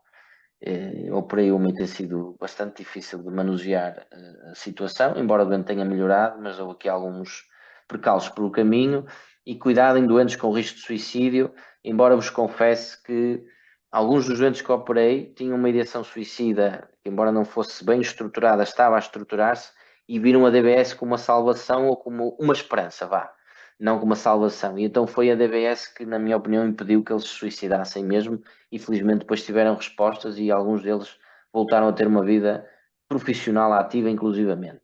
Vantagens da DBS: reversibilidade, super seletividade anatómica, nós colocamos isto no sítio onde queremos ao milímetro, já temos tecnologia para isso, permite um ajuste individual de parâmetros, não há dois doentes com parâmetros iguais, permite-nos controlar os efeitos laterais que são reduzidos porque nós, e são reversíveis porque nós controlamos a estimulação e eles dependem da estimulação, tirando os efeitos adversos que advêm da cirurgia, ok? Felizmente são muito raros, é uma cirurgia muito segura. E o que é que nos permite? No fundo, estamos a modular circuitos cerebrais que nós sabemos que estão envolvidos na POC. Não estamos a influenciar um núcleo, estamos a influenciar e a modular circuitos, isto é cada vez mais evidente. Há diferentes alvos terapêuticos, temos o bed núcleo da histeria terminal, que é o que nós estamos a usar, temos o braço anterior da cápsula interna, que nós também usamos, que nós vamos até ao bed núcleo da histeria terminal, mas passamos pela cápsula interna, portanto nós no fundo estamos a conseguir estimular estas duas áreas. Há centros que estimulam o ventral cápsula, o ventral striatum, outros vão ao núcleo subtalâmico, outros só há acúmenes. O que vos posso dizer é que não há diferenças de resultados significativas entre diferentes centros que usam diferentes alvos. Porquê? Porque a área de estimulação acaba por abarcar, como bem são todos muito próximos, tirando aqui o STN, que acaba por ser um bocadinho mais distante, mas a colocação do elétrico depois acaba por passar pelo ramo anterior da cápsula interna, e nós estamos todos a estimular os mesmos circuitos no fundo, só que em diferentes pontos do circuito. E, portanto, acaba por ter eficácias algo sobreponíveis. Portanto, isto é uma meta-análise que eu coloquei aqui para vos dar a ideia do grau de evidência que existe. Apesar de serem poucos doentes, estamos a falar de um N352, temos uma melhoria muito significativa na Y-Box, há uma diferença de 14,28 pontos na Y-Box pré e pós-DBS, uma redução de 47%, e 66% dos doentes têm uma resposta completa, têm uma remissão completa, que é uma diminuição superior ou igual a 35% na Y-Box. E reparem, estamos a falar de doentes muito graves. Portanto, ter uma redução acima de 35% é dar vida a doentes que até então não tinham qualidade de vida absolutamente nenhuma. A ideia é esta: um terço dos doentes melhora muito, fica quase assintomático, um terço dos doentes melhora moderadamente, estes são os que respondem, e depois há um terço dos doentes que responde pouco ou nada, ok? Esta é a evidência, a súmula da evidência. Pronto, tem sofrido uma evolução tecnológica assombrosa, eu não vou perder muito tempo com isto, já estamos largamente ultrapassados no nosso tempo, desde a melhoria da qualidade dos elétrodos, desde elétrodos com capacidade sensitiva de fazer leitura neuronal, elétrodos direcionais, desde avanços de neuroimagem que nos permitem já visualizar os feixes para melhor colocar os elétrodos, ou para, após a cirurgia, selecionar quais são os contactos que vamos ligar. Nós temos agora já uma evolução que é colocar e depois basearmos na tractografia para fazer a estimulação e selecionar os contactos. No fundo, nós o que estamos a conseguir é encurtar, é uma terapia que nós quando começamos a estimular demora muito a surtir efeito, às vezes meses, às vezes um ano ou dois, e nós estamos a conseguir encurtar cada vez mais o tempo de demora para o efeito terapêutico. E eu acredito que muito brevemente, com toda esta evolução que vamos ter, vamos conseguir melhorar os doentes cada vez mais depressa e cada vez mais. É uma área apaixonante, que se algum dia quiserem fazer algum estágio lá no São João, tenho todo o gosto em mostrar-vos. E pronto, já me estiquei muito no tempo. Tenho dito. Questões, por favor. Antes de Estejam mais, à vontade. obrigado pela apresentação, Dr. Ricardo. E sim, agora, se alguém tiver questões, era o momento de colocar.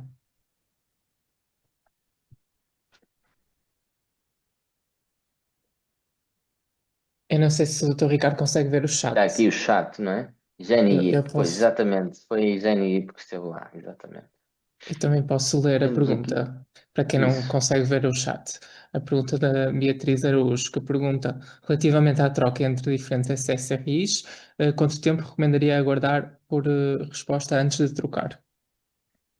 Normalmente, as tais 8 semanas após atingirmos uma dose terapêutica significativa. Ou seja, vamos escalando ou chegamos a uma dose que nós consideramos metade da dose para cima, ok? Nos casos mais difíceis, e esperamos 8 semanas. Menos do que isso, acho pouco. Se ao fim dessas 8 semanas não houver resposta absolutamente nenhuma, ou a melhoria for muito pouco significativa, ou, por exemplo, o doente começar a não tolerar os efeitos secundários e eu precisaria de subir ainda mais o fármaco para que ele conseguisse melhorar um pouco mais, mas o doente já está a ter muitos efeitos secundários, eu acabo por trocar. Mas 8 semanas seria a resposta.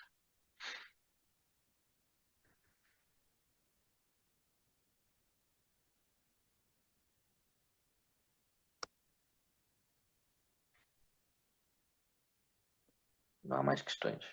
Eu, na Ouvi verdade, aqui. tenho uma questão. Força. Explicou muito bem, mas é uma coisa até que eu já vinha a pensar antes da sessão e que gostaria de perguntar se não se importasse, que era, acerca dos evitamentos. O que me acontece, na consulta é que alguns doentes tornaram-se tão eficazes nos seus evitamentos que quando lhes perguntamos por sintomas, eles negam quase, não têm sintomas nenhuns.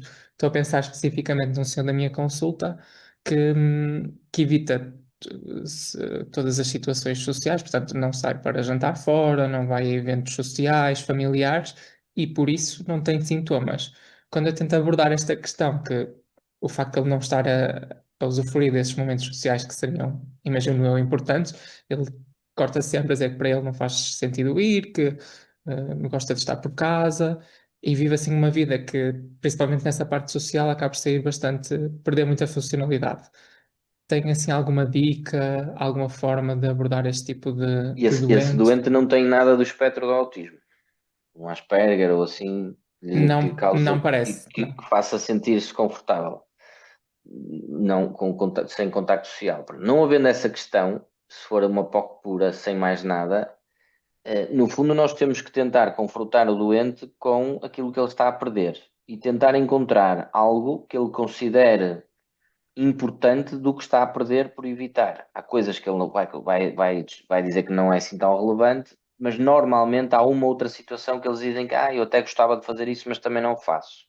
Se for possível encontrar alguma motivação destas para o ajudar a perceber que afinal ele está doente. Porque quando eles tentam enfrentar e tentam fazer algo que afinal até reconhecem que gostariam, ficam ansiosos. Então isso permite confrontá-los com isso. Às vezes pedimos ajuda da família, aqui a família também pode ter um papel importante, porque a família percebe e conhece bem o doente e sabe que o doente gostava muito de fazer isto ou fazer aquilo e que até antes era assim, era assado, e à medida que a doença evoluiu, deixou de ser. E a própria família nos pode trazer um aporte importante e confrontá-lo com esta alteração e fazê-lo reconhecer. E normalmente estás a falar de doentes já com alguma gravidade, provavelmente com doentes com muitos anos de doença, que já estão completamente acomodados aos sintomas, confrontá-lo com esse desconforto. A verdade é que às vezes não conseguimos. Há doentes que se sentem confortáveis evitando, estão acomodados. E se não os conseguimos motivar, acaba por ser impossível. Mas eu tentaria encontrar algo que o doente gostasse e procuraria, junto dos familiares, perceber o que é que poderia fazer ali, mexer o bichinho da curiosidade de se calhar, olha, se calhar isso até gostava de fazer. Ok, obrigado. Interessante, tem aqui outra pergunta no chat da Soraya que pergunta: na sua opinião, qual é o critério de seleção dos doentes para a terapia de grupo? Ok.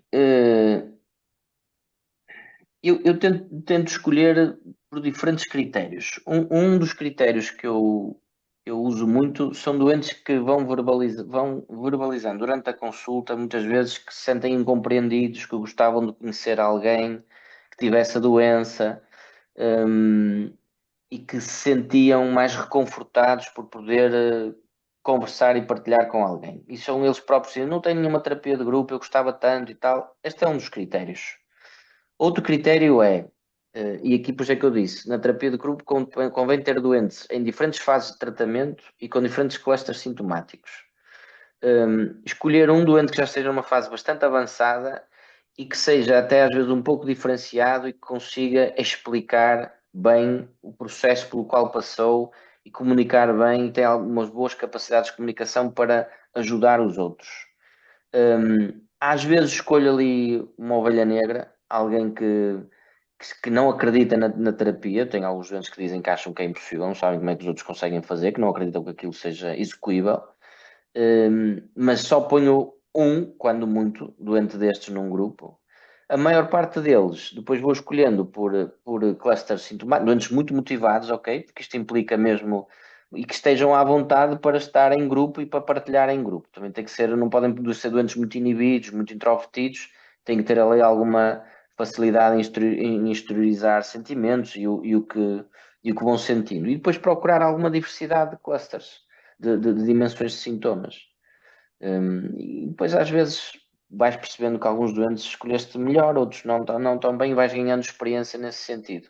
O que é interessante na terapia de grupo é depois ver a partilha, ver doentes a dar sugestões a outros de como ultrapassar uma determinada compulsão, ver doentes que não acreditavam que era possível, a ver os outros a avançar e a dizer, mas eu também quero, se tu consegues eu também consigo, mas como é que fizeste isso? E começam a interessar-se, a motivar-se. Por acaso é muito recompensador fazer a terapia de grupo. Portanto, Acerca temos do aqui. diagnóstico, como diferenciar Exato. uma POC do fraco, ausente insight e uma possível perturbação obsessiva compulsiva da personalidade? É possível dar-se o caso de comorbilidade? Sim. Eu respondo já. Sim, é possível haver comorbilidade entre POC e perturbação da personalidade. Não é fácil perceber até onde vai a perturbação obsessiva compulsiva da personalidade, até onde é que começa a POC. Normalmente aí temos que fazer uma análise funcional muito detalhada e o doente lá vai dizendo que sim, sim, isto considero que é exagerado, mas aquilo não. Aquilo acho que devo continuar a fazer e acho que está bem assim e que toda a gente devia fazer igual. Portanto, comorbilidade sim pode existir. Como é que distinguimos uma de baixo insight? Pela cronologia e lá está, pela avaliação longitudinal. Quando nós vamos ver uma POC com baixo insight, ou se nós andarmos para trás no tempo e se virmos com a família, vamos perceber que não existia ali uma personalidade obsessiva de todo, muitas das vezes. Vamos perceber que a doença surgiu numa determinada altura, que se foi agravando progressivamente e que a pessoa foi perdendo funcionalidade. Na perturbação obsessiva compulsiva da personalidade, vamos perceber que o doente foi sempre assim, teve sempre a mesma rigidez, o perfeccionismo, a necessidade de controlo, sempre se identificou com aquilo e o próprio doente nos vai dizendo isto. E tem tendência a ser uma coisa muito mais estável no tempo. Obviamente que nós sabemos que as personalidades se vão vincando, mas é muito mais estável, enquanto que a POC com baixo insight é uma coisa, uma evolução muito mais abrupta, obviamente quem onda oscilação, mas é uma coisa muito mais vincada em termos de agravamento e a personalidade é muito mais estável. Nós vamos conseguir perceber isso longitudinalmente falando, ou avaliando longitudinalmente. Eu sinto muito esta dúvida na consulta quando as crenças, não é? A obsessão não é bizarra, não é? O caso típico da contaminação limpeza, e depois são esses doentes que nos pedem muitas vezes para comentar se nós achamos que aquilo é bizarro ou estranho. Eu não tenho forma de dizer que as coisas de facto não estão contaminadas ou não há risco nenhum, porque o risco há, as coisas de facto estão contaminadas, é um risco mínimo, não é?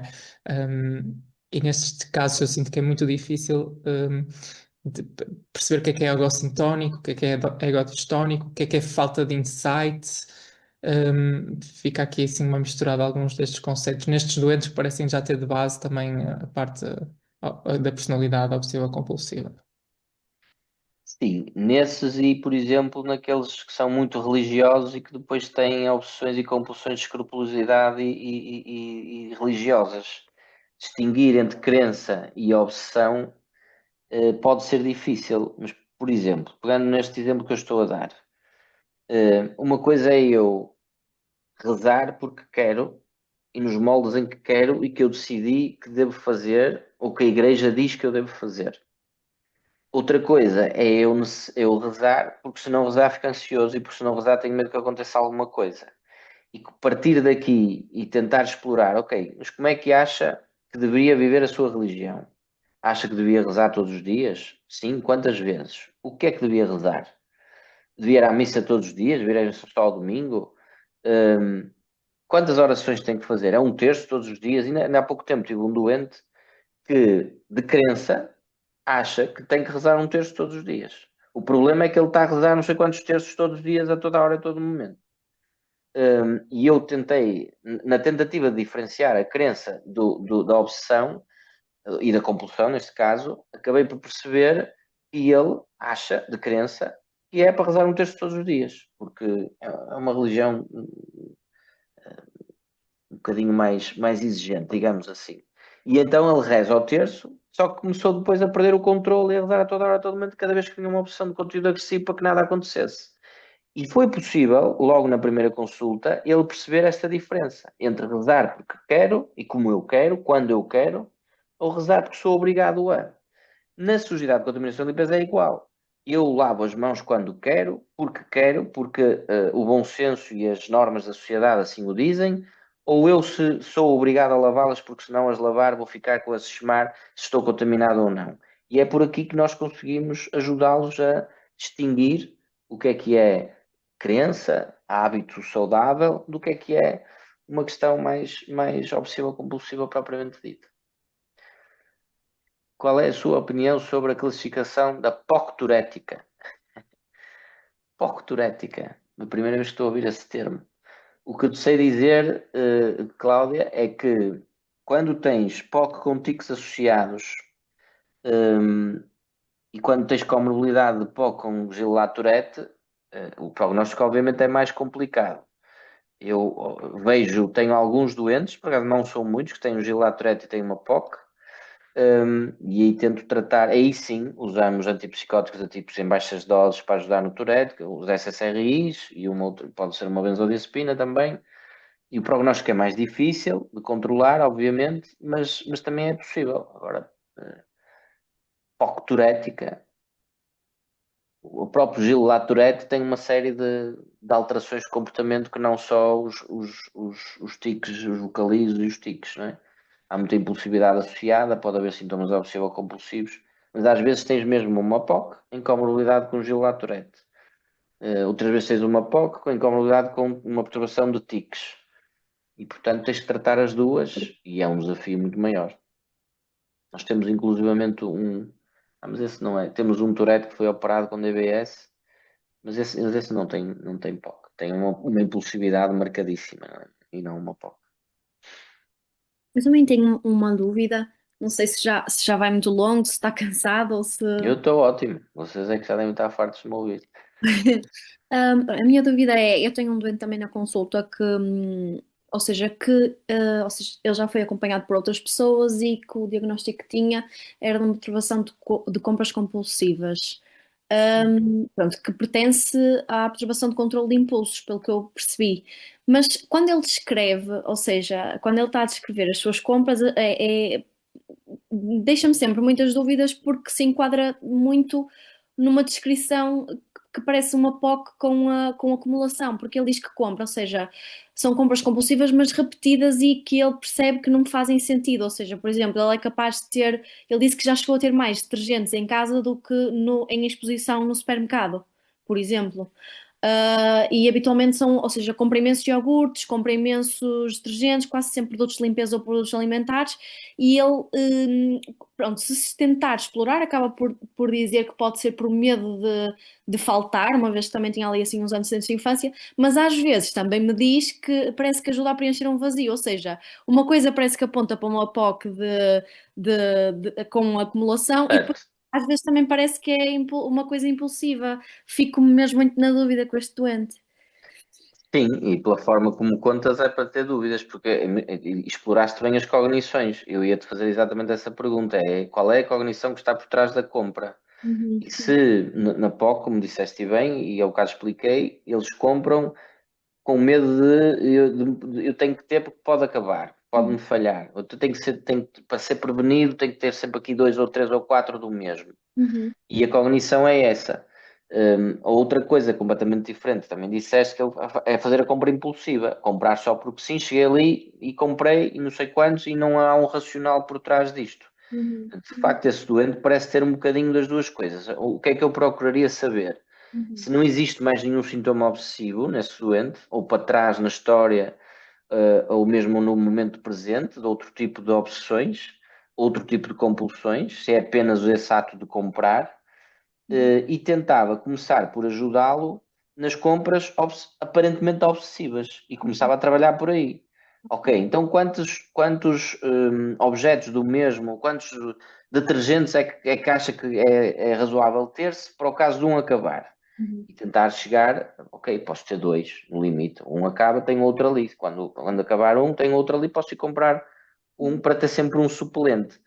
Se tu conseguires começar a trabalhar essas, se calhar ele é mais permeável a essas que considera-as exageradas. uhum, Começando a trabalhar essas, se calhar depois vai-se perceber melhor o que é que são as outras. Se de facto as outras são meramente impulsivas ou se são também uhum.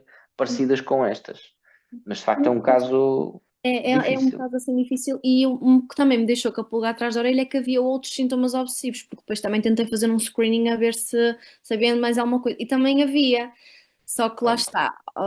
Lá é um caso difícil, mas sim, pronto, Mas ele trabalha o que é obsessivo, porque é mais permeável, e depois vês o que é que sobra. E Uhum. se calhar vais ficar esclarecida. Se calhar pode ter as duas coisas em comorbilidade, não é impossível. Eu em psiquiatria já vi de tudo, portanto.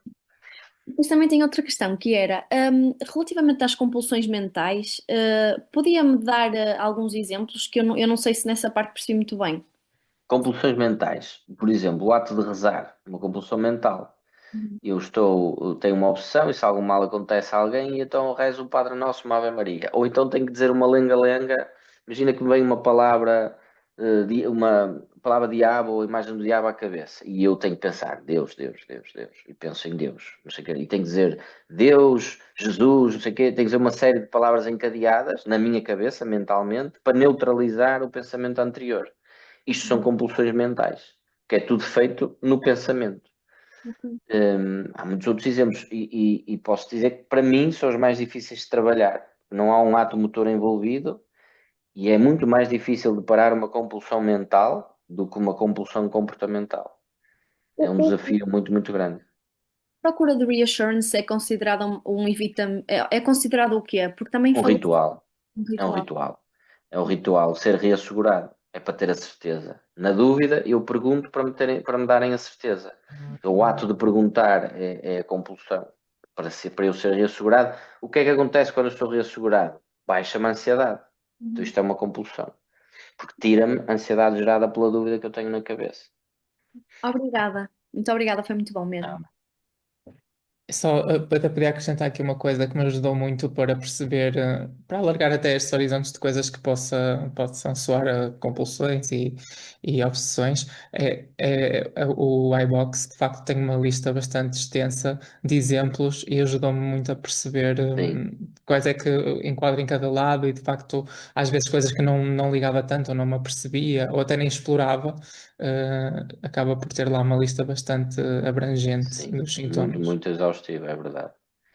É preciso ter cuidado, porque às vezes os doentes põem em cruzes em tudo e mais alguma coisa, e às vezes vamos a explorar o porquê de fazer determinados comportamentos que lá estão e vamos a ver, e não é de todo uma obsessão nem uma compulsão. Portanto, é preciso depois rever com o doente isso. a Dimensional iBox, normalmente eles levam para casa, depois trazem, mas é preciso depois rever tudo aquilo. Mas ajuda assim muito e ajuda a ir monitorizando e estruturando a terapia comportamental. É uma ferramenta muito útil. Até pela escala depois da gravidade, que também é muito, acho eu que é muito útil também. Sim, sim. Temos aqui outra questão. Tenho uma paciente com compulsão mental de reviver um momento específico que viveu há muitos anos. Os diálogos em sequência para garantir e assegurar que não foi violenta ou abusiva com outro. Sim, é um exemplo de uma compulsão mental. Eu tinha uma doente que tinha uma das DBS, que foi operada, que é a doente que melhor respondeu à DBS, tinha uma obsessão de conteúdo sexual, em relação à orientação sexual, e então ela tinha que reviver um momento que teve na adolescência, que na altura pronto, deu um beijo a uma rapariga deu-lhe um beijo, melhor dizendo. Ela é heterossexual, mas ficava com a dúvida se será que eu sou homossexual, e então tinha que reviver mentalmente aquele momento. Mas tinha que o reviver numa determinada sequência, e não podia nada à volta dela alterar-se enquanto ela estivesse a reviver. Por exemplo, a mãe não podia entrar e sair, não podia haver um barulho, nada podia mudar de posição à volta dela para ela poder reviver aquilo. Só que depois isto, no início demorava 5 minutos, depois meia hora, depois uma hora, depois ia acrescentando detalhes ao filme que ia revivendo e tornou-se uma situação completamente insustentável de passar horas e horas a rever o momento para ter a certeza de que não sou homossexual. É outro exemplo de um ritual mental. Posso fazer também uma questão? Peço desculpa. Claro. Eu estava aqui, quando estava a falar sobre a farmacoterapia, estava um bocado aqui a pensar, qual é que é a sua experiência naqueles doentes que já têm tabelas, ou seja, gigantes, no fundo. Por exemplo, quando falou dos antipsicóticos, estava aqui a pensar que tem um doente que já vinha com mais do que um antipsicótico, em doses altas, combinação de um SSRI com SNRI, e na verdade acho que continua não compensado. E qual é que é um bocado aqui a sua experiência de pegar nestas tabelas e reduzir, e qual, ou seja, qual é o melhor foco, digamos assim, o que priorizar? Certo. Eu sou apologista de muito poucos fármacos, o mínimo possível. E, portanto, eu tenho tendência a começar a limpar a medicação. Eu começo sempre por agarrar-me, ver o historial de fármacos que já fez e ver se houve algum SSRI ou a clomipramina que ainda não tenha feito. Então, se já usou todos em doses adequadas e por tempo suficiente, vou para os que ainda não usou. Okay? E faço um switch do SSRI ou do SSRI para a clomipramina, imagina. Ponho uma benzodiazepina, uma das longa duração da ação ao longo do dia para ter cobertura ansiolítica e começo a retirar os antipsicóticos. E rapidamente vou limpando antipsicóticos.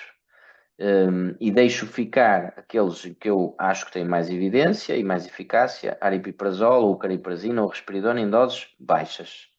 E depois otimizo o SSRI, mantenho a benzo e o antipsicótico em doses baixas para manter ali algum controle da ansiedade, enquanto o SSRI, esperemos nós, vá fazendo efeito. E depois vamos testando. Mas tentar... Eu, no limite, chego a clomipramina, SSRI, antipsicótico atípico e benzo. No limite, chego a 4 fármacos. Não gosto de estar sempre a acrescentar. Vou fazendo switches e posso, no limite, ter 4 fármacos em simultâneo. Pois há doentes que às vezes têm comorbilidades. Há um doente que às vezes tenho doentes de medicações que eu me envergonho de ver, mas eu tenho um doente que tem uma epilepsia, que tem uma doença bipolar e que tem uma POC. Então ele tem montes de medicamentos, mas uns são para a epilepsia, outros são para a bipolar e outros são para a POC. É um doente tremendamente difícil de tratar. Mas POCs puras, no limite, vou a 4 fármacos. Obrigada. E como eu disse há pouco, desculpem a insistência, eu cada vez vejo mais, e aqui vou ter um desabafo convosco, eu vejo muito a geração mais nova, e não estou a falar de vocês, psiquiatras mais jovens, já formados, já com especialidade, a usar antipsicóticos em primeiras linhas para muita coisa. E são antipsicóticos, têm efeitos secundários muito significativos. E acho que se está a banalizar demasiado a utilização de antipsicóticos e vejo POCs tratadas em primeira linha logo com antipsicótico e o SSRI uma dose baixinha e sobretudo antipsicótico.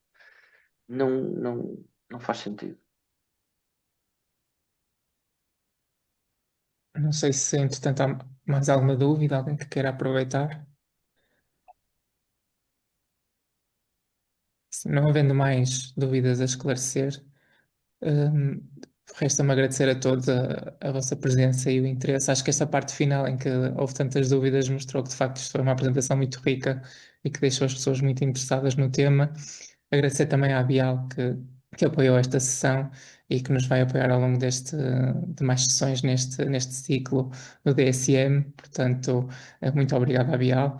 E, claro, por último, mas não menos importante, um agradecimento especial ao Dr. Ricardo Moreira por esta apresentação fantástica, pelo menos de um ponto de vista pessoal, é assim que eu a descreveria. Dizer também Obrigado. aos colegas que voltamos depois para uma nova sessão do DSM no dia 12 de maio. Vai apresentar o Dr. Mário Carneiro com o tema de perturbação dismórfica corporal. E, portanto, entretanto, vamos disponibilizar o link para as inscrições, estejam atentos e também contamos convosco para esta sessão. Obrigado a todos. Obrigado a todos, foi um prazer. Boa noite. Boa noite.